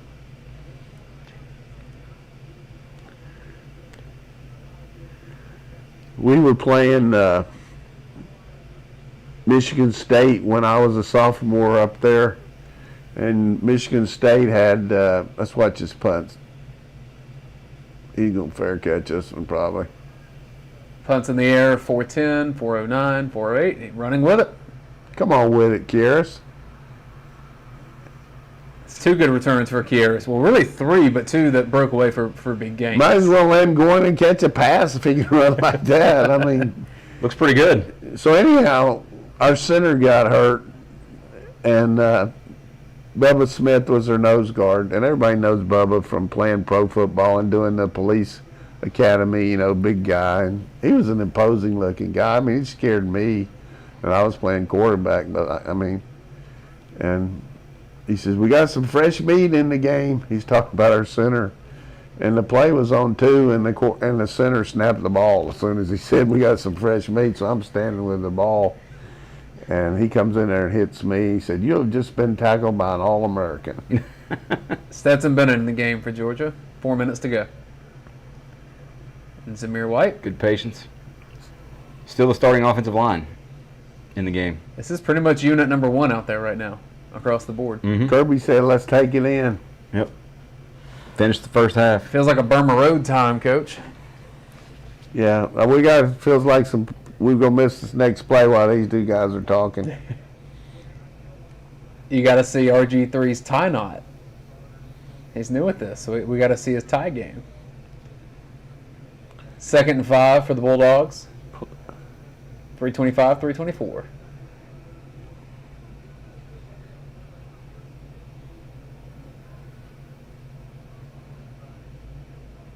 Some more good footwork from Zamir White. Stetson doesn't want to embarrass it and keep it, but he could keep it, couldn't he? Yeah.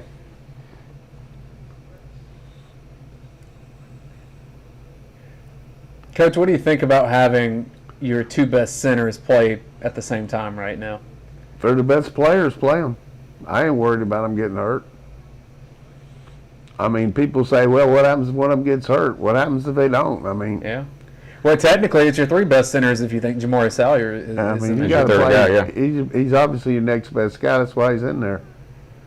A good call right there. Kendall Milton, first down, Georgia. Stay on the ground, pound it. Put in that Burma Road team. Put old Carter in there and all those big guys. I'd like to see him mash one, run 56 power. Great to see all the fans in the stands. Athens was buzzing starting really about 2 days ago, but I noticed it yesterday leaving work on campus.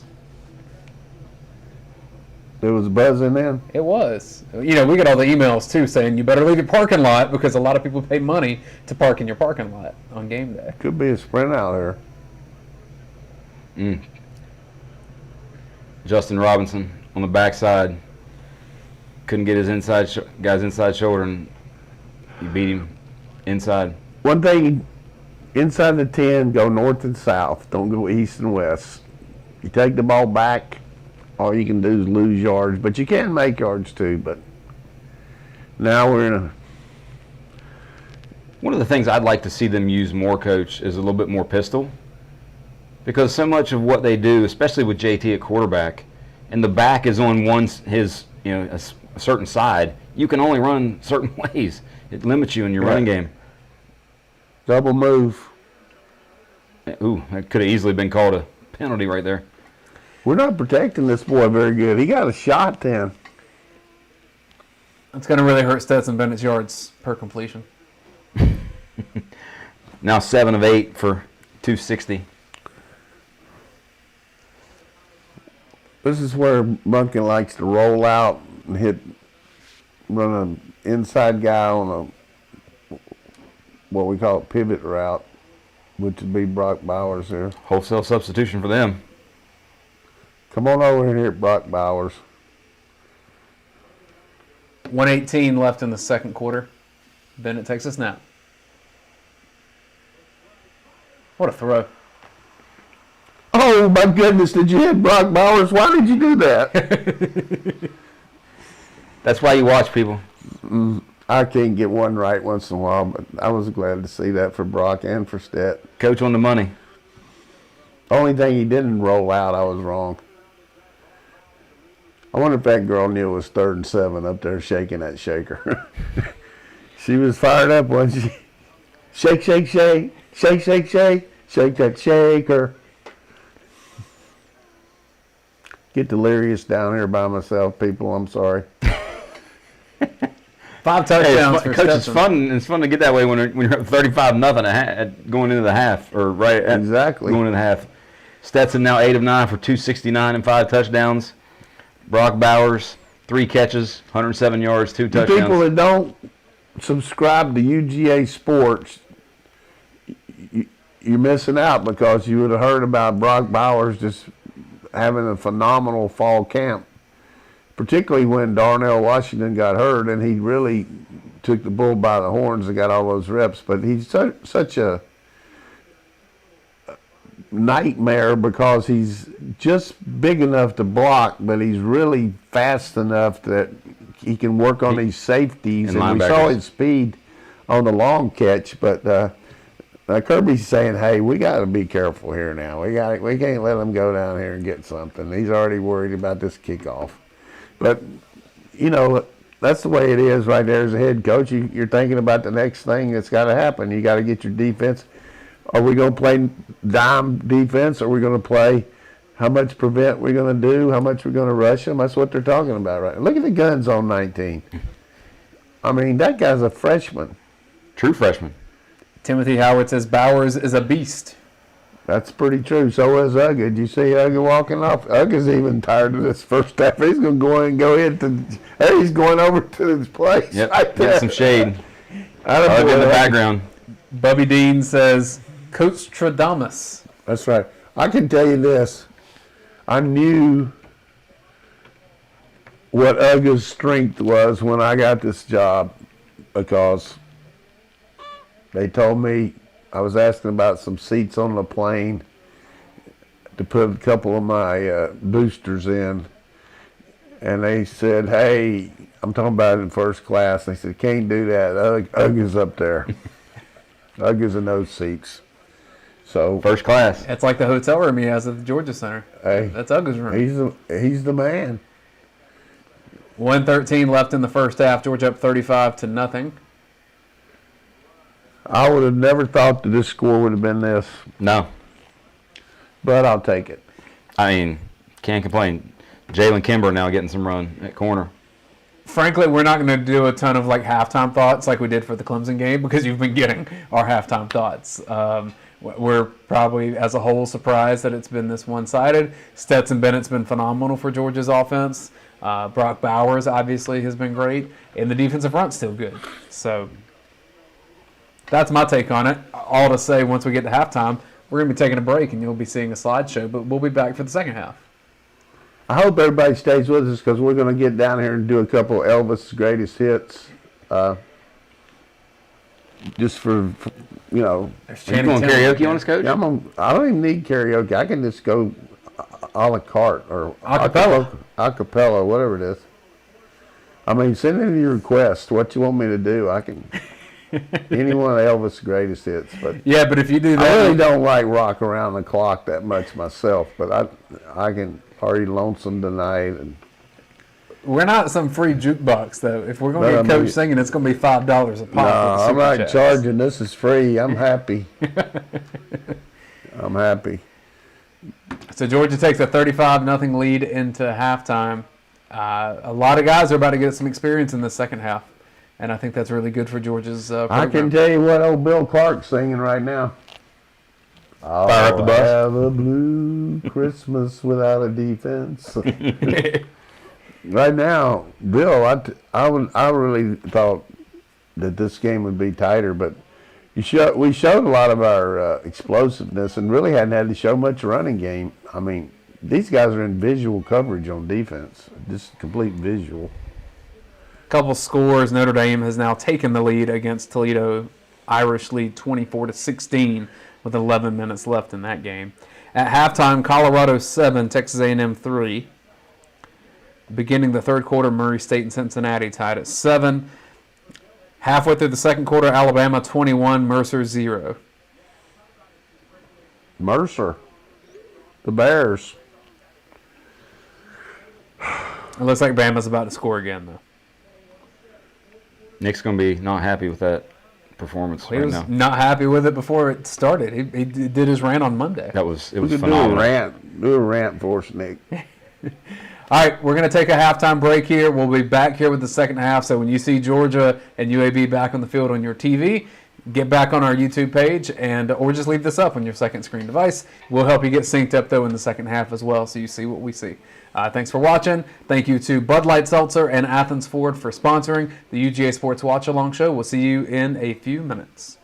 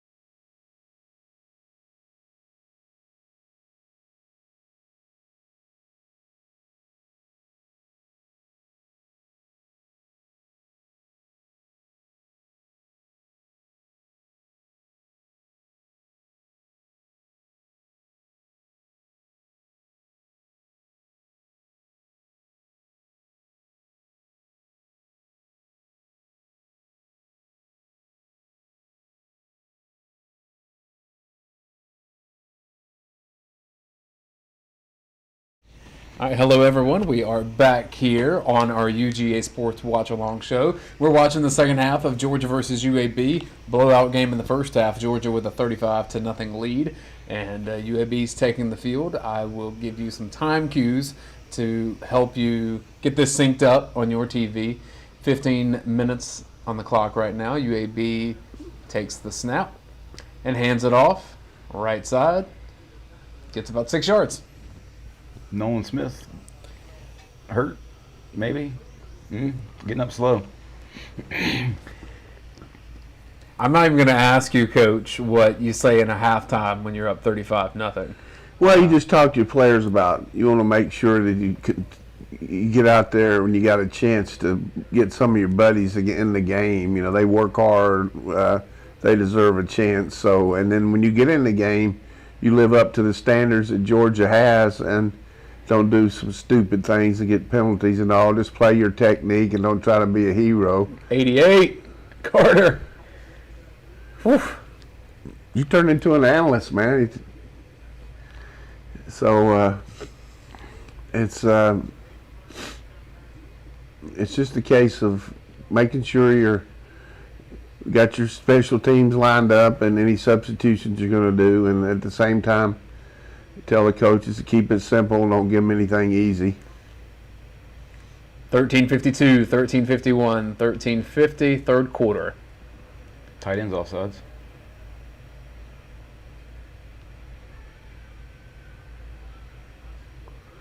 It's a way to break on the ball. Yep. Acceleration. How many Good job on Kobe. How many first downs they get the first half? 5. Just from a stat standpoint, you've probably all seen it. Stetson Bennett with his 5 touchdowns in the first half. That ties a game record for UGA quarterbacks, 5 touchdown passes in a game. You know, we were talking about this during the half when we were off the show, but when you think about Stetson last year, he came in against Arkansas, and then he had a couple games there where he was the guy, but he didn't get to play UAB. He didn't get to play Vanderbilt and some of the lower run teams of the SEC, and had to go right in against the Auburn and whatnot. So what you're seeing from him shouldn't be that shocking. Well, he's always looked good against our defense. I know when he was a freshman, he was running the scout team for that national championship team that got close, and he's always been a very gifted passer and really has a good sense of knowing where to go with the ball. That was a penalty on UAB, punting on 4th and 8, 12:59, 12:58, fair catch. Lad McConkey. Looks like he'll be getting punt return. Is that Darnell? I thought I saw a big 0, right? It was 0 for the defense. The defensive player 0. I looked up quickly. Ryan Davis. I didn't know he was 0. Oh, Quinn. I think what you said, Coach, though, was that matters a big time, especially for Kirby Smart, is the standard.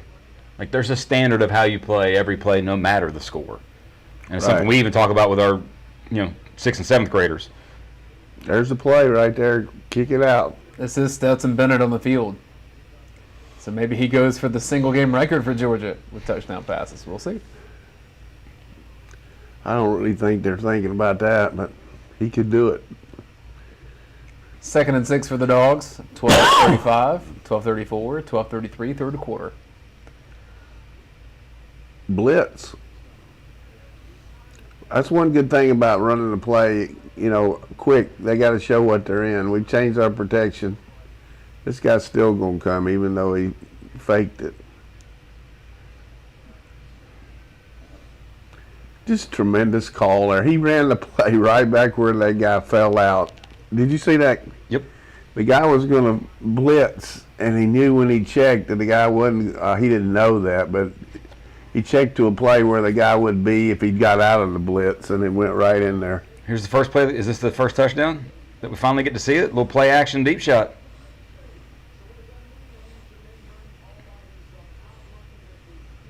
Doesn't get much more wide open than that.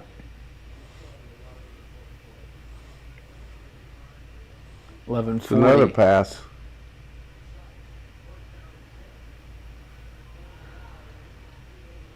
Attempted for Rosemy Jackson. That was RPO based on where the linebacker was, and the linebacker came in and he threw it behind him. This is where we run the quick toss, and then the tight end on the slot's going to go out and down the boundary. Watch him fake the toss, and then the tight end releases. Watch the guy at the top take the safety inside to the boundary there, to the hash mark, and then there's old Brock showing him his taillights. Elite speed, especially for that position.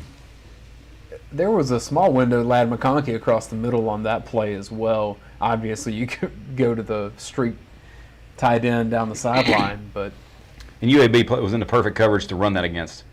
You can see they were in some variation of cover 2 with 2 deep safeties. The corner sat, and Brock runs right by him.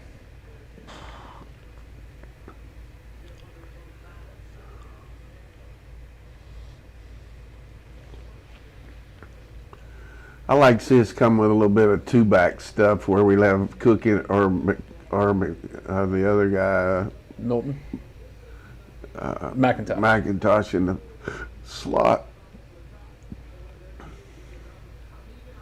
Stetson taking a couple hits today. Still made his throws. 2nd and 10 for the Dogs. It's a bit of a yardage discrepancy. 314 to 105. It's a way to move him. Good Lord, is that touch. Accurate. You know what's good there, though? I mean, you eliminate the blitz. You throw on the run. And the guy had it pretty well covered, but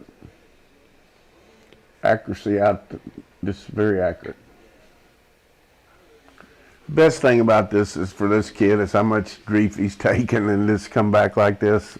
I mean, for the fans out there, you just got to realize that this guy went through spring practice, fall practice, up until this week, has not even been in the lineup, first or second team, doing anything. Just standing out there, right? And he's playing like it's his job. Like he's the guy. Just the ultimate team guy. I mean, I just can't be happier for somebody. If he doesn't ever do anything else, just come out here and do that.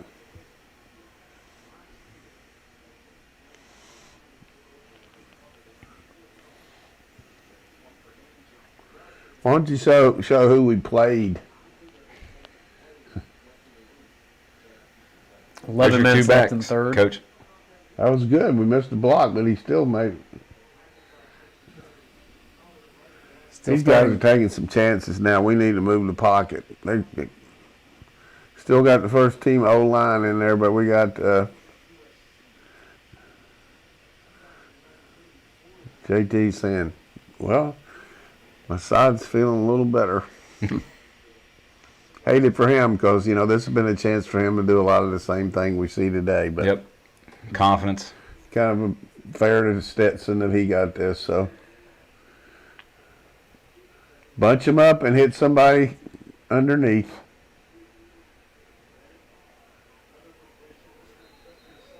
Another quick completion to Jermaine Burton. Come on.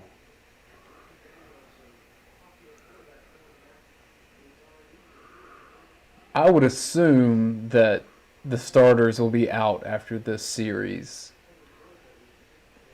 I wouldn't. I love Muschamp's appreciate- glasses. Yeah, I mean, wonder how they help him. I guess he pulls them up when he looks. I don't know. He has to look out. That's why you use your snap count there, Stetson. 3rd and 6. Pointing of protection. We got 1-on-1 up there. Slide. Don't even slide. Get down. All right. Big run from Stetson Bennett.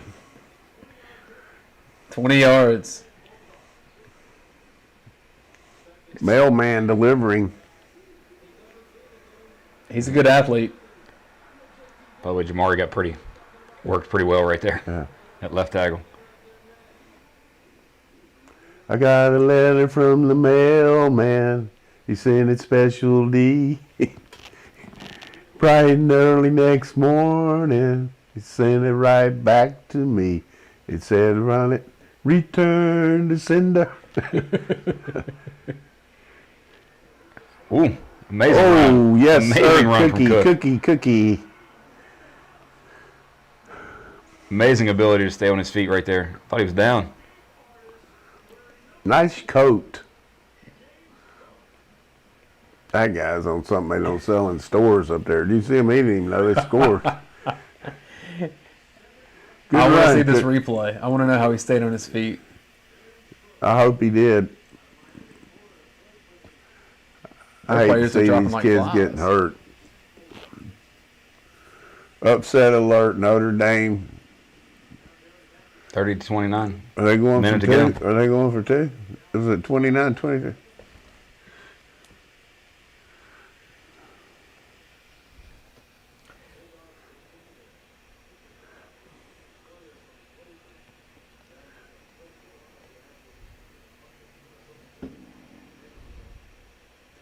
Coach, for a defense, how much does getting a shutout mean? Is that something that kind of hypes up the sideline to kind of keep the intensity going on defense?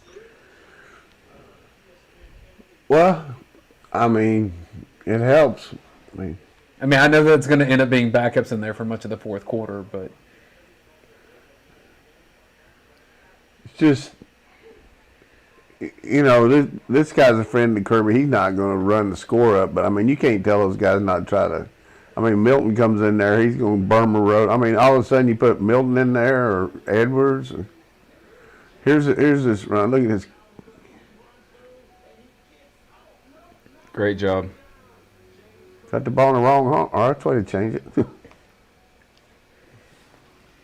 Georgia's up 42-0. I want to say thank you to our friends at Bud Light Seltzer and at Athens Ford. I've been telling you, go out to Athens Ford on Atlanta Highway, check out what they have on their lot. If there's something that you want that they don't have, they'll get it brought in, and then you can get it checked out there, whether that's the kind of color vehicle you want, or maybe you want something different on the interior. That's discussions that you can have with them. I've seen that new Bronco series. Like I said, they're all over the roads. That Ford F-150, I know that's a popular one over there at Athens Ford. Go check out our friends there. They're longtime supporters of UGA Sports. Support the people who support us. Hey, F-150 good enough for Kirby's good enough for you guys out there. I see that commercial with him in his F-150 riding over Yeah, there. he's all right. I think I saw in the new commercial they have it pulling into the indoor practice facility. He was pulling into it? Well, they have him in one scene driving it, and then the next scene it's sitting in the indoor practice facility. So whatever that means. All right, so what's on your playlist for the rest of the half, Coach? For songs or what? Yeah. I don't know. I hadn't had any requests, so I mean, I'm not gonna. There we go. I sang "Return to Sender" because there's a mailman delivering there. I was just. Because see, I'm gonna tweet out a link to the Watch Alone show and be like, hey, come join us because it's way more fun hanging with us right now than the game. Yeah, don't say I'm gonna be singing. Somebody think they will definitely not. You never know, Coach. People might respect you that much that they Yeah. want to tune in to hear you sing. Iowa leads Iowa State 7-3 in the second quarter. Big game in that state. Top definitely 10 matchup. I tell you what, we used to go to Iowa and play. One of the worst rides in the history of America was riding from the Des Moines to Ames. Cornfield. That's all you saw for 35 miles. It was like Glad as could be. you just look to the left, cornfield. Look to the right, cornfield. Straight, 35 miles. And their coach had it figured out. They were very undermanned, but he had it figured out. If he ran the clock down to 1 second to go every possession, even if they if they just punted, that he could get out of the first half down only 28-0. They were trying to keep the score down by running the clock, to the last second, and not. They got a few delay of game penalties. Roddy just tweeted this out, picture of Stetson running the ball with a little shrug emoji. I'll show this go follow Roddy on Twitter. Yeah, our boy Roddy suggested that we should start Stetson, and a lot of fans didn't like that. And, Worked out. I would say he's probably not going to play anymore today. Maybe the other starters. I put Mims and all those guys in. Yes. That's what I was Now, saying. now is the time to see every single one of those guys. One series in the second half. And There's George Pickens. Glad to see you got a jersey on, George. Now put some shoulder pads. I saw a picture of him pregame. No brace, no sleeve, he just. Yeah, he's running straight ahead. Yeah. Chuck Ward, thanks for the score update. He says Colorado still beating Texas A&M 7-3. Less than 7 minutes left in the third quarter. I'm just telling you, around the country, if Ohio State loses today, which they did, and Texas A&M loses, that puts a real. You talk about the Pac-12 for those two teams to win like that. Good defense from Kimber. Oh. Draws a flag. See, you get in the game, you get a dang interference penalty. You don't have to cover the guy like that. But see, Coach, the A&M and Ohio State, that's exactly why I said Clemson will be in that playoff. This is exactly what I was talking about. When you get in the game, you don't have to be an All-American. Just play your technique. The guy, you don't give it to him.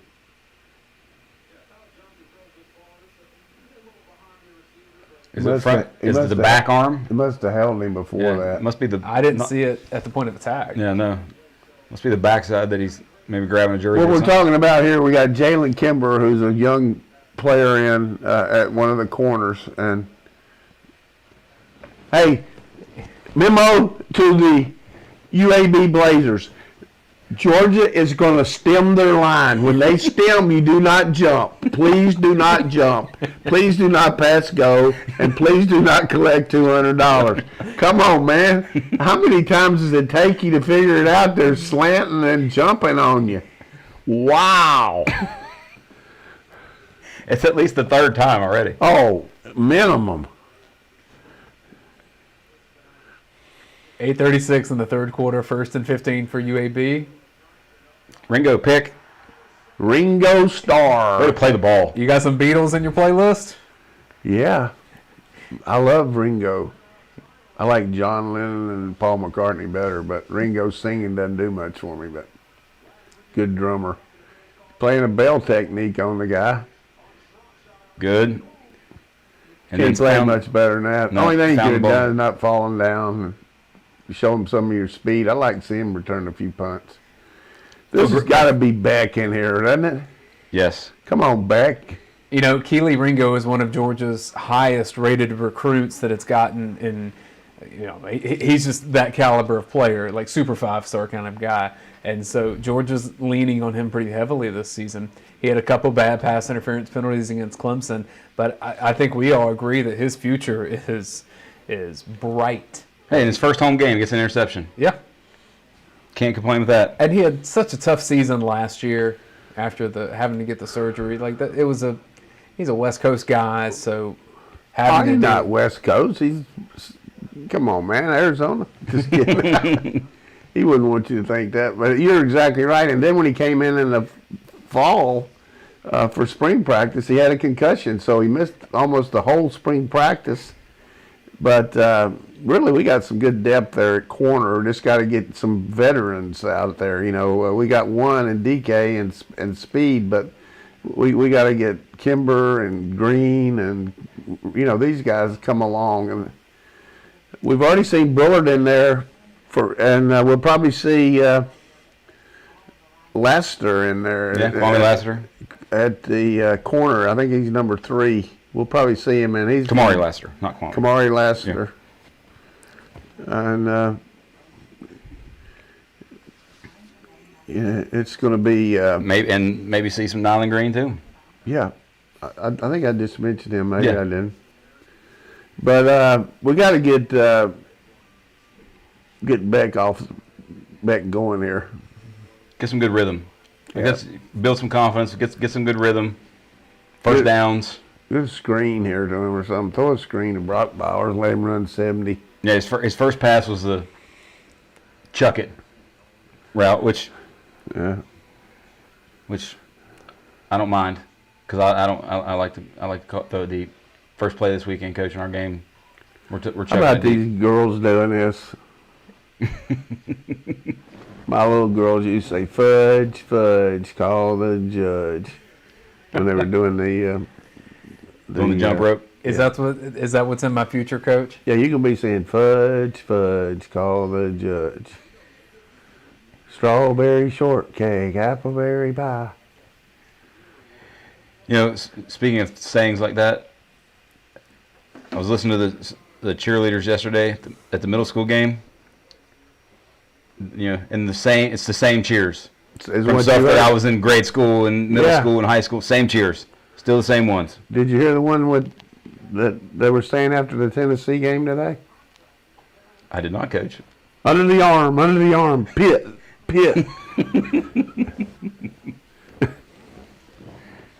Tennessee. Old Josh Heupel, he got him close. That's going to be Tennessee and Carson Beck out there. Rhythm throw, good catch, good throw. Is that AD? Yep. Carson Beck to A.D. Mitchell. Trying to look at the offensive line. We haven't had a... All right, we got Truss in there. We got Jones in there. Let's get a panoramic shot of this. Some of the fans already going out to the parking lot. They're going downtown, Coach. Yeah, we're downtown, one of the two. Any place. Either way, they're drinking. I want to get a shot of these linemen. Cut. Good patience.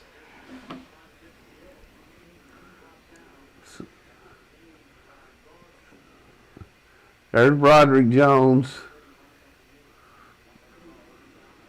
You know, one of the things with Broderick last year, I think he had like 30 snaps. He only had one pass block snap.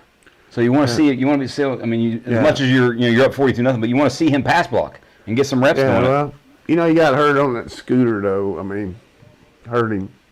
Yes. I think that's Brett Seether out there at tight end. 88 or 80. 80.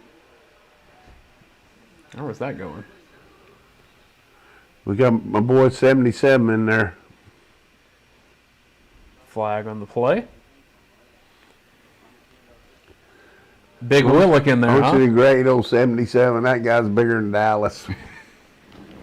Listed at 6'7", 335, Coach. He's big. If we got Willick and Mims in there on the same side, the dang field will tilt. It's a lot of mama's biscuits on those boys. 330 and 335. That's what they list, but Oh yeah. I mean they list versus. You know, Coach is saying I really thought we had a chance. There we got Mims and Willick on the same side, 65 and 77. Or it's 3. Is it 3? Is it Truss at guard, Coach? Oh, we got. I think it might be Truss at guard, right guard. Yeah, it is. There's a Touchdown, Justin Robinson. All right, Beck. Nice hairdo. And like you say, Dane, this is a team that might very well compete for a conference championship, and this is a complete and utter beat Undressing. down. You can call it whatever. Beat down. Tate Radledge on the sideline after surgery. I'm glad to see him out there. You can't miss that hair, that mullet. Is he still rocking the stash too? A little bit. Hey, good. Hey, like you said, Coach. Let Carson Beck get some completions, get some rhythm, get some confidence, and you saw it. You just got to see it. Tell you, when your second offensive line looks like that. Well, you got They look two good. 5-star tackles in your. They got to play better than get in there and get some reps now. But I'm We just got a saying lot- size-wise. Yeah, we got a long way to go, but I mean, we got a good chance of getting there. I'm going to show off this Bud Light Seltzer iced tea so people can get a look at the packaging. Yeah, show it off there. Know what they need to look for in the store. The peach, that's good for Georgia, right? You know, the funny thing is I'm not a big iced tea fan as it is. Really? No, I don't really drink tea. You from South Georgia? I know. My parents do, and well, more so my dad. Anywho, you need to try this Bud Light Seltzer iced tea pack. In this pack, you get 3 of the peach, 3 of the raspberry, 3 of the tangerine, and 3 of the apple. 5% alcohol by volume, 100 calories, less than a gram of sugar. That's why you'll feel better after this. Yeah. After my wife passed away, she used to make such good iced tea. I've had to resort earlier this summer to go up there and buy that Milo's iced tea, but I saw that Bo Nix was I say you and Bo. representing them, and I've quit. I don't buy it. You get the Arizona one I now? don't want anybody for Auburn. There's that Arizona one, right? Yeah, they got Arizona, but I'm talking about he represents them. And some kid from Alabama, too. Lloyd Ogg makes a good distinction. He says, no, Dane is from Middle Georgia. I suppose that's true. There's a difference in Middle and South Georgia. You are from Middle Georgia. And well, Dublin's in kind of one of those spots where it's not quite east, it's not quite south. I I'll guess. tell you one thing. How long does it take you to get to Dublin? From my house, it's about 2.5 hours. I'm telling you. At least to where my parents live, it's probably about 2:15. I didn't to Dublin realize proper. it as far as it is when we started riding down there. I said, holy moly. You go catch 441 and ride it But till I you was- get there. If I go on that trip again, I'm taking a helicopter. But see, get we live so Kirby far. help me Kirby, out. can I borrow the copter? My parents live so far on the east side of Lawrence County. It's almost Johnson County. You're just as well to take Highway 15 through Sandersville and go that way. I always love to go through Sandersville I and wonder why. see Ms. Edwards. Some good football players have come from that area, that's for sure. You know, if Herschel would have grown up about 5 miles closer to where I grew up, he would have gone to East Lawrence High School instead of Johnson County. Yeah, well, he didn't, and you know what happened from there. Wrightsville. That's the way it goes. Wrightsville, Georgia, right? Wrightsville, Georgia. Herschel Walker and Russ Tanner. That's the two. My last 2 recruits, Russ Tanner and Dave Pollock. Russ Tanner's done 2 of my mortgages now. I'm a big fan of Russ Tanner. That's I'll good. tell him we shouted him out too. I will say Russ is a good coach. Bank of England mortgage, I think is what it AthensLender.com. I'll give him a free plug. or, It's the same thing, yeah. Yeah. It's Bank of England, but AthensLender.com Yeah, is there where you he wants go. people to go. Russell appreciate that. Clemson rolling out that offense against South Carolina State. If you want to make that a formal sponsorship, Russ, you know my number. I'll mention that to him this week. He may not do that because I'm an East Lawrence guy. Johnson County people. He did say, he said, you know, my wife's from Dublin. She looks down on you just like she looks down on me. Chuck Ward with a good note. Lauren Smith in Georgia Athletics, also from Wrightsville, Georgia. Lauren Smith is actually, I say my last cousin. Somewhere down the lineage we are related. Hey, my good friend Ed Price was the quarterback for Herschel. He Really? did a great job of turning and handing it to him. Notre Dame squeaks out a 3-point win over Toledo. The Rockets. Good golf course up there, man, Toledo. John Lang asked, Coach, do you think South Carolina will be any better next week? I don't. I think they'll be more challenging on the defensive line. I don't know about their offense, so I mean, this team offensively is better than they've shown. They just stopped themselves some, and There's some poor tackling. from we got Georgia. some. This is going to be the longest 22 minutes. What time is it right now? It is 6:05. We're going to come up with some games here, Coach. We're looking at a midnight finish, probably. They're going to try to score, and Well, people should still hang with us, though, at least. yeah, I right? wonder how much money they got for this game. We got a blitz on here. You ought to hit him. Is 32 Chambliss the freshman? Chaz Chambliss is Yeah. out there. Javon Bullard's out there. 49 doesn't even have a name on his jersey because his hair's so long, so they won't put it on there. You tell us who he is now. You say he's Jamel Walthour. Jamel Walthour. Normally number 90. Why would he Maybe- change? I mean, something to do with special teams or I don't know. Dan Jackson's still out there. Coach, tell me the different role that he's playing out there now as to, let's say, second half against Clemson. Well, he's playing pure safety. And against Clemson, he was moving in there as a nickel guy. If they just do this every down, we'll have a hard time stopping them with this base defense with these guys in there right now. 13 is Lassiter. Kamari Lassiter. Kamari Lassiter. True freshman. You know, I've heard good things about Chaz Chambliss. They say he's a little fighter. Well, who's 3 for us then? I thought 3 was a defensive back. So that is Lassiter's number listed in the program, but he's wearing 13. Maybe he's scout team today, I swear. It's just a mistake. All right, and Dane, you got to pronounce number 2's first name for me. It's Munden. Small. Smile. I've heard Smile. It's small, I think. Didn't we get some sort of I'm going to look at the pronunciation pronunciation. guide or something like that? What they told me was small. Well, he is not that. That's for sure. No, he's fast. Yeah, do you mean to play the pronunciation from the UGA roster? You know, they have like the Oh, they have the audio. he just came on a run blitz right there and made a great play. I'll play it on my microphone if it'll do it. So that's 4:30. All right. You think they're going for it? I mean, why not? I say why not, but, you know, he's worried about getting beat, too. Too bad. So coach, 4th and 2. Let's see if you're going to try to beat Dick Tracy or try to get the first down. They're going to try to draw us offside first. and then they jump because we move. God, So they snap the ball. Munden. It's just 3rd down. Did you hear that? What is it? Smile Munden. Yep. Smile, coach.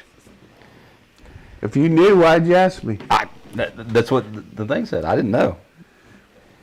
Well, we've been pronouncing it wrong over there. Hey, we got confirmation that it's Eric, and I've still heard people say Eric for Gilbert. So sometimes, you know. 4th and 1 here. 336, 335, 334. Okay, which team is? This is a big Jeopardy question. Which team's going to jump off sides here? One of us will. MJ Sherman's out there. QB run. Physical tackle from Breeny. Still in the game. Nine's a pretty good little runner. Speaking of going for it on 4th down, Coach, did you see how many points Presbyterian College scored in their first game Yeah, 80 last some? week? 84 with the coach that never punts. Yeah. 8 times in 16 years. I doubt that'll stay very. They played some team that just had their first time they ever lined up, I think. I never heard of that school, did you? No, I haven't either. It must have been that same school that ESPN had on from Bishop Sycamore.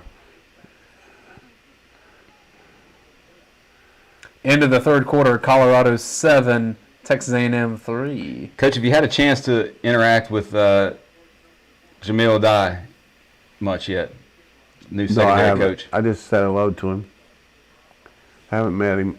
I'm going to I mean, correct that pronunciation too. I think it was Jamal. Okay, Jamal. Jamal Adai. I should know that. He played for West Virginia. Darn good player too. Yes, he's a heck of a player. Maybe a better coach. He's on the rise if you're trying to find coaches that have a shot to be some future head coaches. He's a name that gets mentioned for rising up the ranks quickly. We're not guessing very good with these guys right now. Channing This Tindall. game's going to go fast if they'll do this. Well, I would imagine Georgia's going to be doing much of the same when it gets the ball. No, we're going to be airing that sucker out. Who will be airing it out then, Coach? Beck, they put You don't think Jackson Muschamp's getting in there? No, I guarantee you I can tell you the first play when Brock gets in there, he's going to fake and roll Keep it. out. Show off the wheels.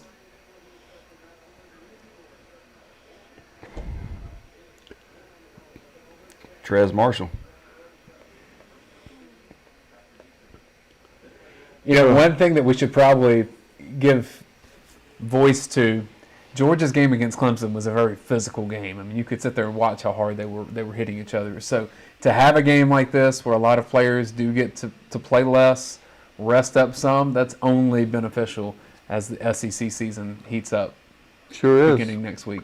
Good point. But some of our players, like, they were talking about how many plays Walker played, the most he's ever played. He played 44 plays. 44 snaps. Runs 250 in practice. You can't do that, man. And that's Why would you do that when you just had a good quarterback run? We'll take it. all right. So Mitchell, I the wonder if defensive that- lineman, 99. How do you pronounce his first name, Dane? Who's that? Is it What's his last name? Mitchell? Is it Timon?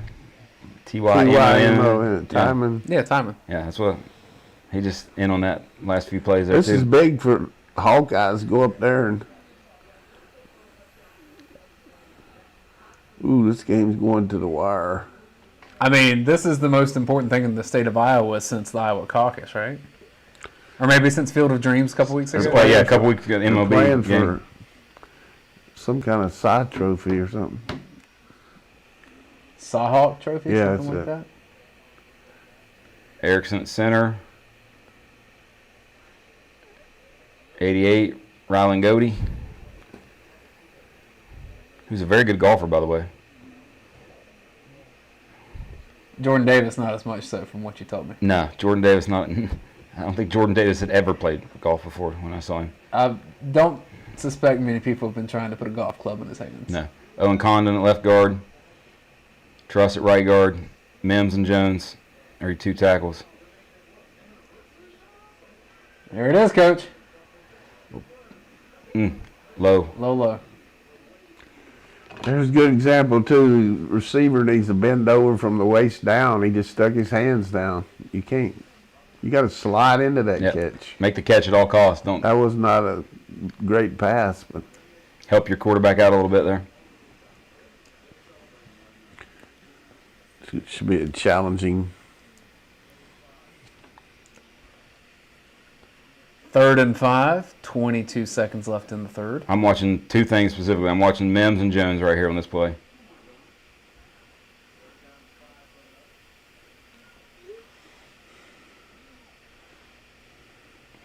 It's a good first down.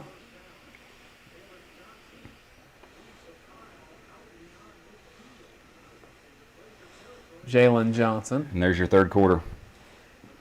Bulldogs have a 49-0 lead as we end the third quarter. Thank you, Bud Light Seltzer and Athens Ford for sponsoring our Watch Along show. We've got a fourth quarter here, so we appreciate you sticking with us as four fingers go in the air in Sanford Stadium with well, it's not a full crowd anymore, but it started that way.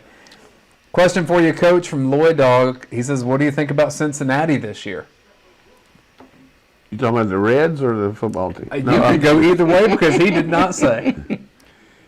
Cincinnati got a lot of players back. I mean, they had a tough game today, but, with their schedule, they should have a good record. They got the quarterback back. They got a very good team, good coach. A lot of fourth and fifth year seniors, and the thing that they have this year that they didn't have last year is they got a game against Indiana and a game at Notre Dame. I think it's at Notre Dame where it's like, hey, Yeah. we go win these games and go undefeated. We maybe played a tougher schedule than Clemson, But they weren't counting on Murray State playing them like that. But the thing today, which was, they lost their defensive coordinator to Notre Dame. Yeah. The girl won. I was hoping Fernandez might win. She's only 18. Is it Raducanu? They're both 18, right? First qualifier to win major in open air. Qualifier, I mean, just a I mean, I don't follow tennis as much. Well, when Fernandez took out Naomi Osaka, that was just a stunner. And so to have two young players make it to the final of the U.S. Open for women is kind of sent shockwaves through the sport, but a lot of promise for the young talent in the sport. A little bit of an opposite deal on the men's side, as it looks like Novak Djokovic will become the first player ever to have 21 majors after right now he's tied with 20 with Roger and Rafa. Got to watch out for old Medvedev. He could do it. It took Novak 5 sets to get through Zverev last night. That fifth set This guy right here is funny. He was, when I worked up there, John Butchergrass was played in the Pro-Am out at Hartford when they, that Travelers Open. And they have a short par 4 up there.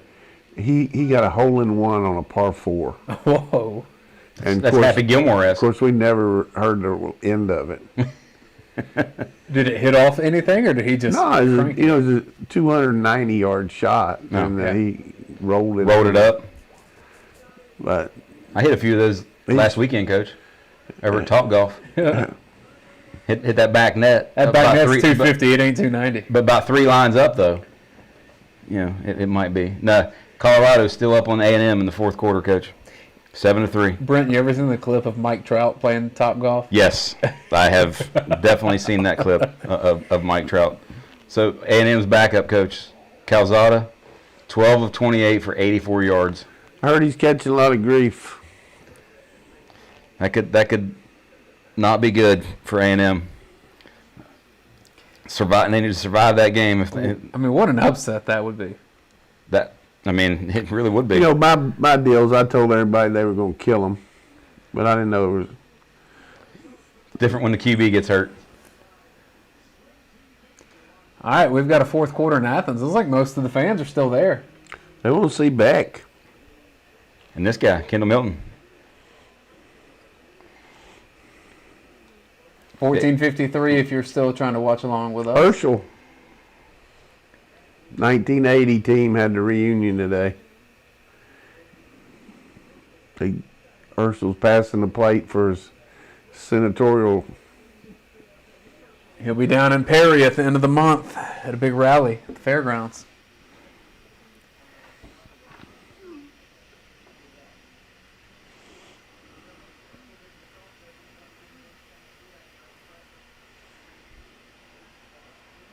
Kenny Mack. Tells you how deep this running back room is that even when you take out the starters, it's still guys that play a lot. Yes. At running back. And very effective. Mims could have done a better job of keeping his feet on that play.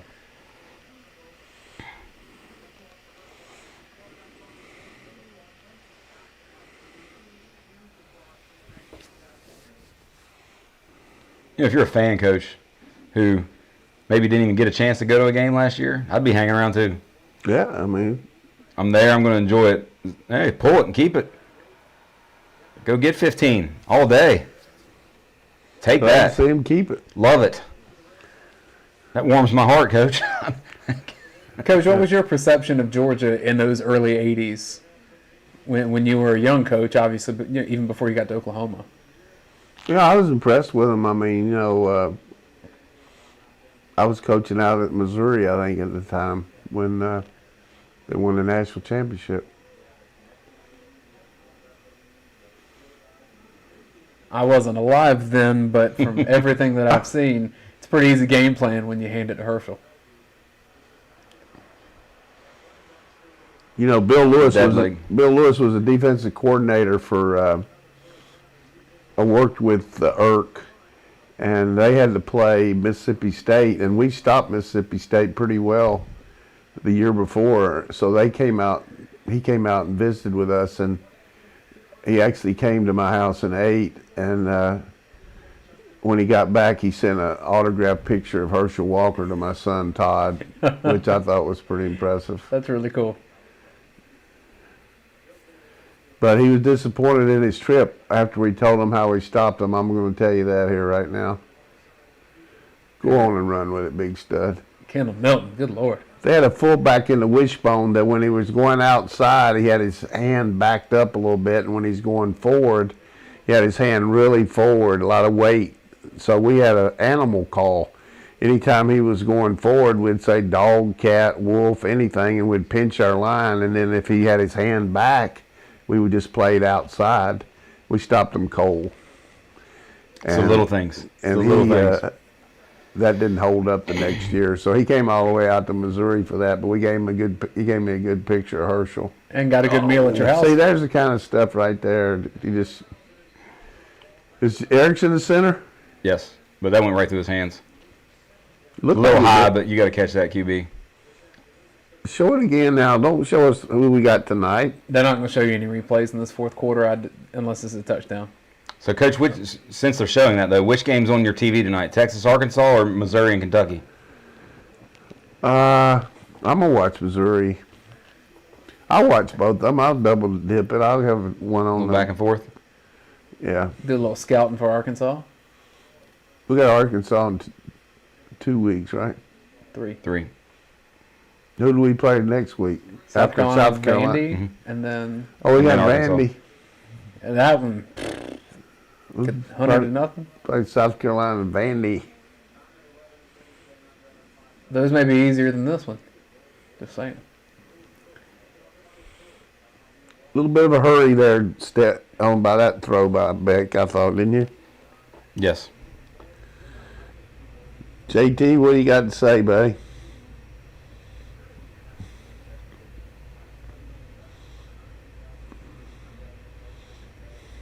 Third and goal for Georgia. About the 15-yard line. 11:09 in the fourth. Mims got beat on an inside move. That's a good chance for us to practice field goal.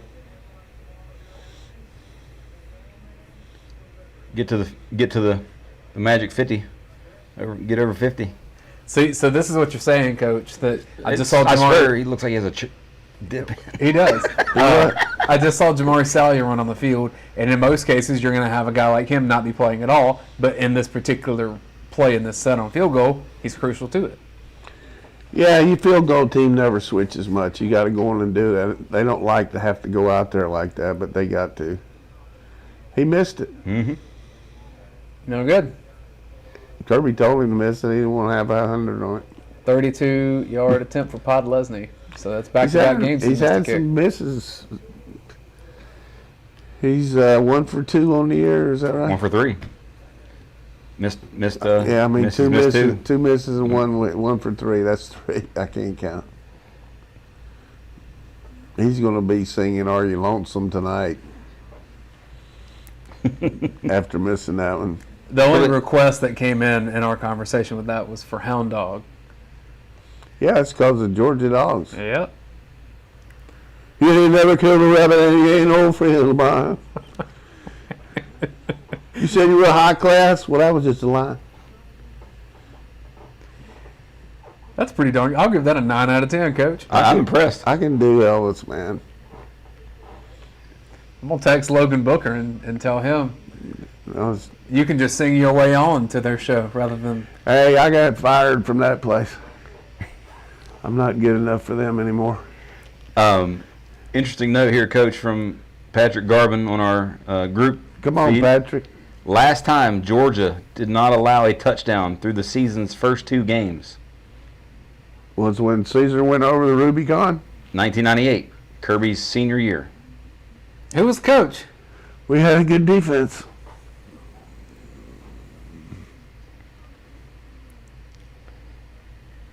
That was my senior year of high school. Touchdown, Texas A&M. Here Zach come. Calzada, Here 13-yard they come. run. Here they come. Does Colorado have any kind of score in them at this point? We played Colorado out there, and I thought Switzer was going to give a really big pep talk tonight, the day in the dressing room. You know, it was a big game, national TV. They were undefeated. We were undefeated. A lot of pressure. And he said, "Men, I'm going to tell you the real key to this game." And I'm waiting for the key. He said, "I'm going to tell you, and I want you to hear me. When we get down there off that ramp, you get your ass out of the way and don't let Ralphie run over you. That's really good advice. I started laughing. I just broke the tension. That was great. Yes. Don't let Ralphie run over you. He said, because I'm going to be up on beside the wall. A rough day for the Georgia Southern Eagles, losing 31-6 to FAU. Yeah, FAU made some adjustments after playing the Gators. If you're wondering, Clemson's beating South Carolina State 35-0. Tough one. Mercer did score on Alabama, Coach. Oh no, those poor Alabama players in practice. What's the score? 45-7. How much time? A little over a quarter. Yeah. You know, End the of the third line's quarter. 54, so what do they have to beat them by to beat the line? 61-7 Yep. for a push. They got 45 if they scored 21. That's 61. Yeah. That's Mercer might be covering that Seriously, though, the line's 54.5, so they ain't going to cover. one. The line in this game, by the way, kept dropping Went as the from week 26 to 22. as the week went on.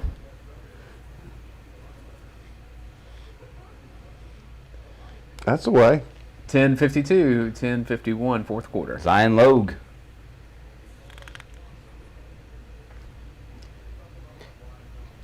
Oh, So Coach, you just got a super chat for your great singing. $10 from Aaron Calloway. Says, Oh, Coach, come on. great singing. Don't And embarrass. he says, thank you for doing this show again. We really appreciate it. Aaron Calloway. Now the stage is bare, and I'm standing there with emptiness all around. And if you won't come back to me, then you can bring the curtain down. Thanks a ton, Aaron. We really do appreciate Oh, it. Husky. Pig Dumas six. Johnson. Now you have to do another 10, Aaron, so there's another pick six after this. Which 10 was that? Who's 10? Dumas Johnson. Jamon Dumas Johnson from old St. Francis Academy that He is did that HBO He's a show. linebacker? Yeah. That boy Dumas. Did you happen to see that documentary, Coach, that they did on that school? No, I didn't. I missed it. It's about the private school in Baltimore that's turned into like a national powerhouse. Big time recruits all over the place. Well, I tell you what, I Great used show. to go up there and recruit in the D.C. area, and it was awesome. Some of the players. Who was the best guy you got from that area, Coach? I had a guy coming that was going to sign with me, and then his girlfriend decided to go to some private school up north, and so he went to Boston College, and he didn't even know much about him. But then he and his girlfriend broke up 2 weeks later. To come here to Georgia? This was go to NC State. Ah. That was back when I was young pup. It crushed me. But I always told that story to a lot of kids that were talking about going where their girlfriends, I said, hey, why are you going to do that? I said, I know a guy that never even heard of his school, and he went there, and then he stuck there, and the girls falling in love with some lawyer up there at this private school. Stuff happens. Saw this joke on the dog den earlier. Big upset in the ACC. Georgia Tech beat Kennesaw State. It was. I mean, they played without their quarterback, but, wasn't upset. But, I mean, Yeah. Kennesaw played without some players, too. So, that would have been a real blow to their program to get beaten by a wishbone team, though, wouldn't it? Right there in the stadium.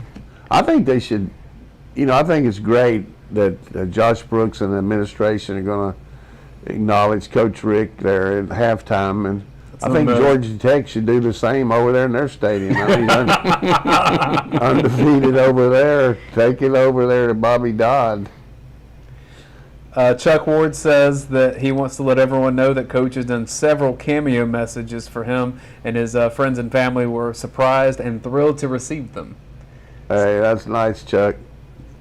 One of my friends told me after Mary got sick, you ought to do that just to get you something for a diversion, just to cheer people up and talk to them. And so I did it, and I enjoy it. But that was just back a couple months ago. I don't do much of that anymore. But if somebody asks, I'll do it.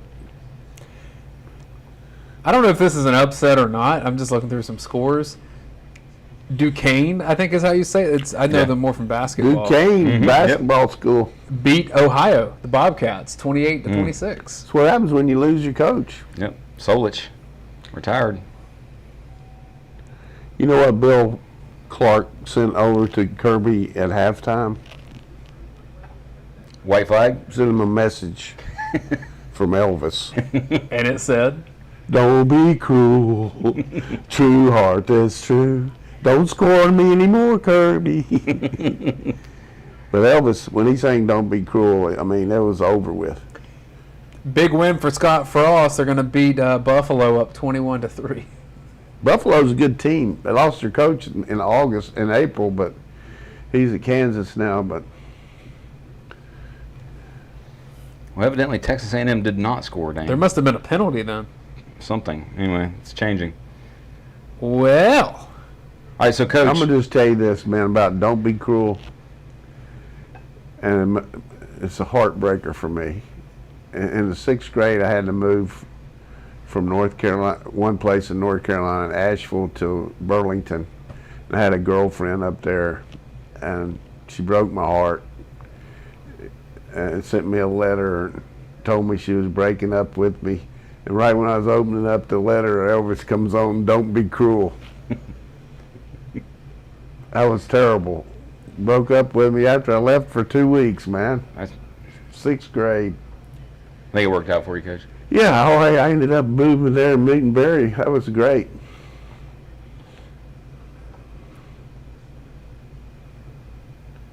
So what's your favorite Elvis song? We haven't had anybody.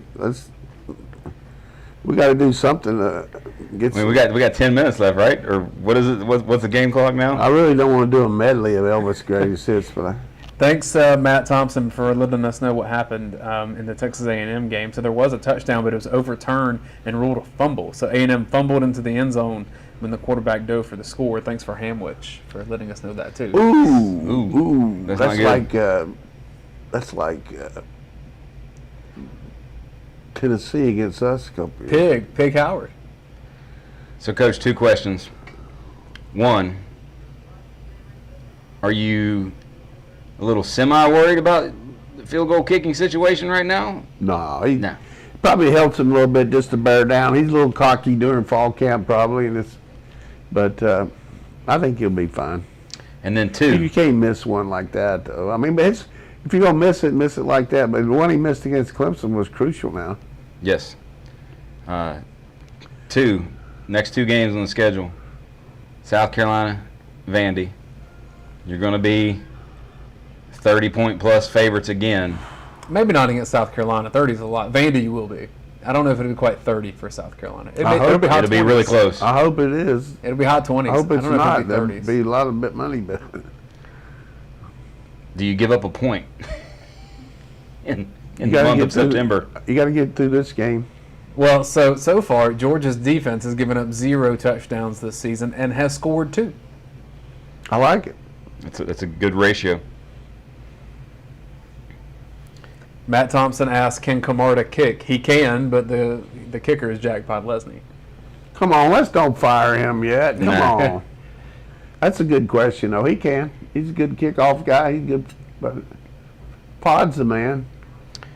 Pod's getting big for his britches. He's on scholarship now. So just some overall. That is a complete upset right there. Bowling Green beating South Alabama. Wow. Bowling Green. Ugly. Hey, There's there's Ralphie. Ralphie. Buffaloes. We're at 10-14 in the 4th quarter, waiting for it to come back on. UAB passing the ball, Coach. 8 of 17, 47 yards, 3 INTs. Whew. You may like this, You know Coach. what you say, hey, let's throw it to our team. You may like this. I saw on Twitter, the Ohio State O in the middle of the field? After the game, someone from Oregon put a little rubber duck in the middle of it. Oh. Oregon. Baker Mayfield probably thought that was a good idea. All right, UAB has the ball, 10-13 left in the fourth. We told this guy. There's Nyland Green. Good play. We told our defense not to stun anymore so they wouldn't jump. Hey, Coach, did you know Jeff Foxworthy recruited Nyland Green? How much you give him?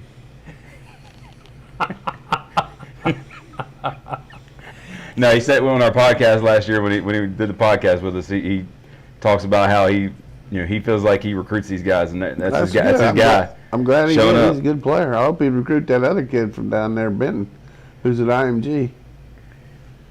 Good job, Jeff. Jeff knew he was recruiting now. He knew more about it than I did, to be quite honest. Yes, there was that. He had infinite knowledge, and that David Daniel getting some run. Lavassier Carroll, that's how you say that, right? LC. I like that better. Jeffrey Jones says, "Hey coach, sing one for Stetson Bennett. I did it my way." That's my boy. Elvis could do that one. I'm more Frank Sinatra.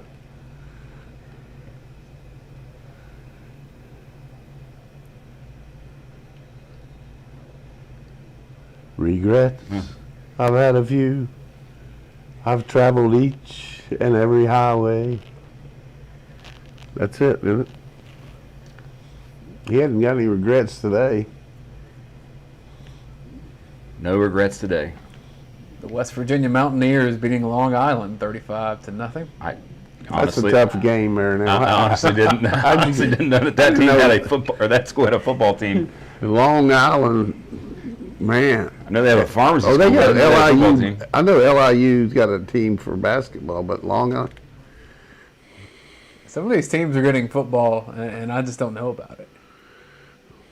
I went up to a school one time in Boston. I mean, we got nothing to talk about. I went up to a school, and I parked my car out in front of it, and this cop came up in front of me and said, "What are you doing?" I said, "Well, I'm going in to see this kid, a recruit." He said, "Well, you're not going to leave your car right there, are you?"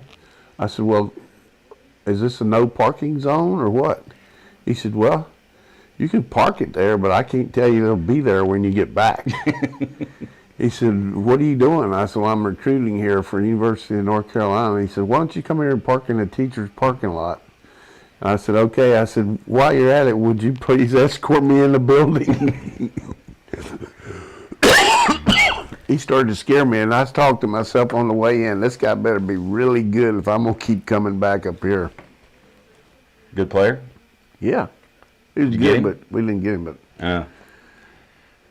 But the worst thing that ever happened to me is I almost got robbed in Miami when I was down there for spring practice going into this school, and I had on a national championship ring from Oklahoma, and this guy told me give me my wallet, and I said, "Look," I said, "I can give it to you, but I'm just going to tell you, if you like any of these players around here, you need to understand, if you rob me, no other coach is ever going to come in here again."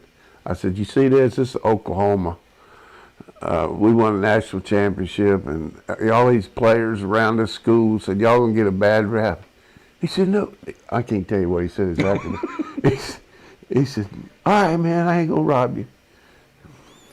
And I don't even know why I said it. I should have been scared, but he was little. But he didn't pull a knife on me or anything. But He's probably scared of you, Coach. he probably had a gun.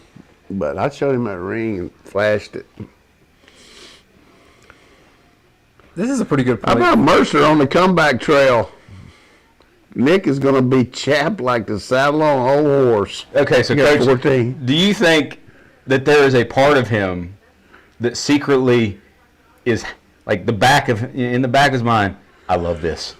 Oh, yeah. I can ride their hind ends to no end. Especially they play in Florida next week, right? Yeah. That's going to be interesting game. I see where Steve Spurrier picked them. Spurrier picking Florida. He said it's the biggest game in the history of the Swamp. Well, I mean, I guess he would be one to know. Crowd has thinned out. I would say that's a smattering of fans. That's Yeah. last year's stadium. It's isn't it? very a very socially distant crowd right now. Don't jump offside here. 3rd and 1, 8:55. There you go. Good job, Chambliss. That is coaching right there. You see a slant? Yep. The last time on 3rd down they ran that play and we slanted right into it. Good job, Lanning. Good job ripping through from 32. Go for it here. Don't punt. That's an FDL play for you. Don't go for it. 8:45, 3rd and 1. Hey, that's a defensive coach. He's going to punt it. Coach, you ran the same damn play the last time on 3rd and short. Don't get on the player.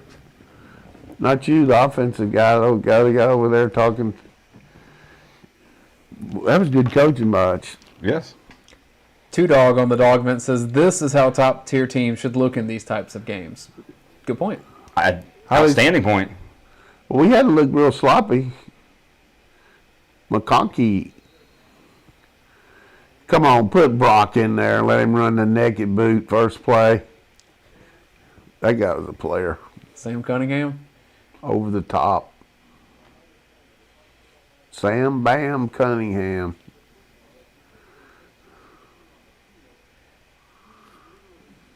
Right now, if we were doing this game on television, we'd be pretty much delirious because we'd have to be serious. Yep. But we got our fans hanging with us, I hope. Don't go eat. Wait, Yeah. we're going to have a finale for you. We might get Fats Domino in here. John Lang said, Coach, when are you going to sing American Trilogy? I'm not doing that. I mean, that'd be too serious. New center. Ladd getting a catch. Oh, Doing something with it. Oh, nice move. McConkey. Little scat. Jackson Meeks out there.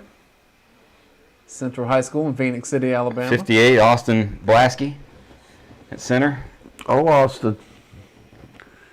Maybe put His dad's there. I saw his dad, or a picture on Twitter, him and Kendall Milton's dad. Maybe they put 77 in there now.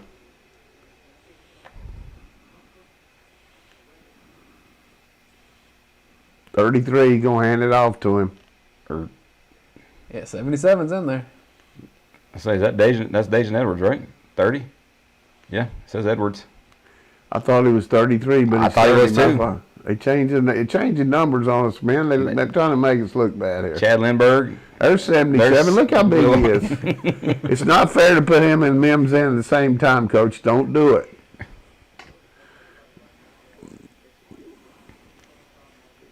$65 and $77 earthquake. Jackson Meeks up at the top of the screen. Justin Robinson. Close to the line of scrimmage. Maurice, there's 77 helping to get a first down. Like See a here, little shimmy? Edwards to me he's very. Did you see 77 get up right there? His agility. Give us a replay on that. Here's a guy that big that just kind of move his feet and get up like that. Come on. I give him a double plus just for that. I just love seeing him stand beside Ladd McConkey. I mean, he borderline makes Broderick look a little small. He's going to probably go up the top here. Ooh, no hitter.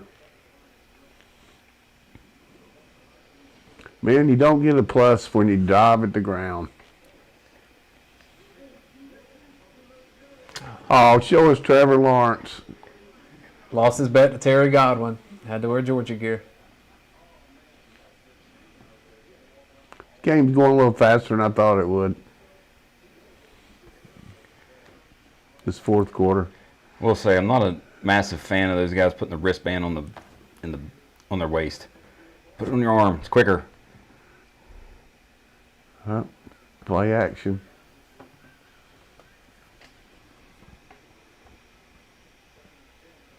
Get rid of the ball. Oh, don't. Pick six. God almighty. There goes the ups. Shutout is gone. Defense didn't give it up, but yes, there goes the shutout. Go for two. You can still say that the defense has not given up a touchdown this year, yes. That is correct. Now, you got to read the defense a little better than that. There's nobody. I mean, Plus, the likelihood of sitting on shorter stuff is high right now. I would say Vandergrift's in next series. I had someone ask me, like, would Vandergrift play because of redshirting? Remember, they get 4 games. Yep. And you're very likely not to see Vandergrift in any SEC action sans Vanderbilt. So, yeah, there's a shot you see him play here. Or coach, the kid just threw a pick. Do you put him back out there? Hey, throw the ball again. You don't end the game. You don't want to take him out of there because he's throwing a pick, but go run after him, son. Run. I guess he didn't think he'd catch him.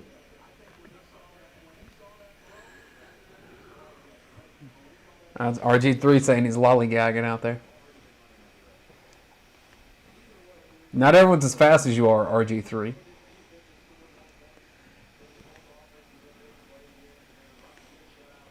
That guy's going to remember that for the rest of his life. Don't put that on there. Don't do that. Don't. Oh, come on. Oh, he stood up on the bench. Don't do What that. exactly is that? Is it a skull and crossbones? Yeah. I mean, Man. Oh, it's like a dragon. They're the dragons, like the Blazers, you know? yeah, I'd pass on that.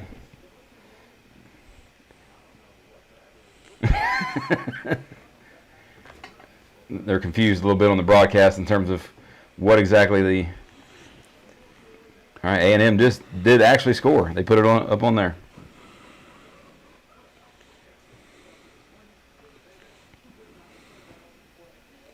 I thought the fad of like new turnover celebrations was winding down after some pretty shoddy ones throughout the country. There were some very unique ones. I like to see a short kick and let us run one back. Man, that is pretty much an individual deal there, getting beat 56-7, and you're worried about the turnover chain.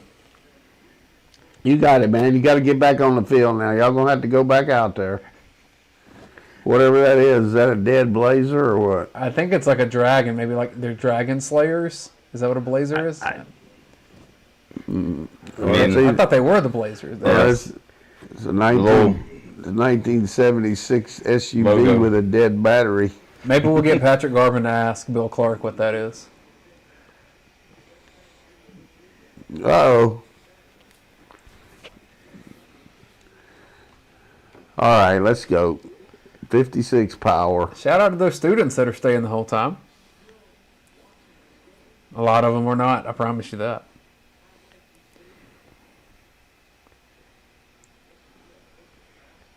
There you go. He runs hard. Quick. Keeps his feet moving. Tick, tick, tick, tick, tick, tick, tick, tick, tick, tick, tick, tick, tick, tick, tick, tick. Dane, I guess it'd probably be a good time for us to plug the YouTube channel about what's going on after the game for all those folks that, when they get back to their car. Yeah, new thing this season, we have our UGASports Overreaction Call-In Show. The POS. Post-game overreaction show. And so you can call in and chat with Paul Meharry, chat with Trent Smallwood is on there as well. A lot of our Can't be staff on there will unless you have a beard. I guess, do I qualify with my little bit of facial hair? I don't know. You probably need to go on there. I've been on air for 4 hours now, so Yeah, I mean, I think everyone's heard what they need to hear from me. But I don't know what the overreaction would be from this, negatively. I say he's going to be talking about who's the quarterback next week. that 100% is going to That, happen. or are you worried about the kicker? That's going to be the two things, just Yeah. because people need to find something. 28. I'll just make him work harder. Anthony Summy, I think. Aaron Calloway, yes, the POS is on YouTube. The post-game overreaction show is on the same YouTube channel. It'll be just a little bit after we go off air. You can check check Paul Meharry's Twitter feed, and then also check UGASports.com. Or just keep refreshing the channel for about every 10 minutes. And if you haven't subscribed, they should subscribe, right? Yeah, subscribe. You can change your notifications. It'll pop up on your phone when we start going. We'll have all the coverage over at UGASports.com of Georgia's win, which right now looks like it will be 56-7 over UAB. Going into next week, UGA Sports Live on Tuesday with Rodney DeBolsey, Coach Donnan, and myself. We've got Around the League that is on Thursdays. Usually that's about midday when we get that posted. It's been fun to do that, to chat about the different SEC teams and what they have going on. Yeah. I'm intrigued to see how the Missouri-Kentucky game ends up. On Mondays, Blaine Gilmer and Jed May have Georgia recruiting, rumor or fact. That's been a big hit. I think I saw today we now at 16,000 subscribers. We are growing. On YouTube. On YouTube, yes. Yes, sir. All right, so Coach, if you had this game right here, and a media person came in after the game and said, "So, Coach, do you feel like you had something about the quarterback situation?" And there's Vandergriff getting some handoffs. Let him keep it. How upset would you be at the question No, itself? I mean, they got to ask it. They're going to say, is this going to affect JT? And, you're just going to say, look, JT's our quarterback. We got to get him healthy. If he's not ready to go, it helps us to know we got this guy. I mean, yeah, that's all sort you of can standard say. answer. Yeah, but it's definitely something you need to think about, though, as far as production and as far as what this guy can do on the corner and making your running game with his way he can move his feet. Is that Logan Johnson in at the slot? Sure 82? looks like it. Prince Who Ave- just got shoved backwards? Yep. Yeah, this ain't Prince Avenue Why anymore. why wouldn't he let him keep one here? That's awesome for that kid. It is. 4th down now. Kirby's going to line up bump I formation. mean, you think about that. How many people told that kid when he was growing up, by the way, I'm not very tall myself. I have, short guy complex a little bit. So, how many people told that kid growing up, you can't play major college football? And he just said, nah. 4th and 3 for the Dogs. 40 seconds left. Brock Vandegrift This is a keep. making his Georgia debut here at the end of this game. Come on, Brock. Keep a dang thing. Didn't dig it too, Coach. And they're going to have to stop the clock. And then hopefully the other team kneels it. And somebody hopefully didn't get hurt. They for won't them. kneel it. They'll just run it. I think they should jump off sides.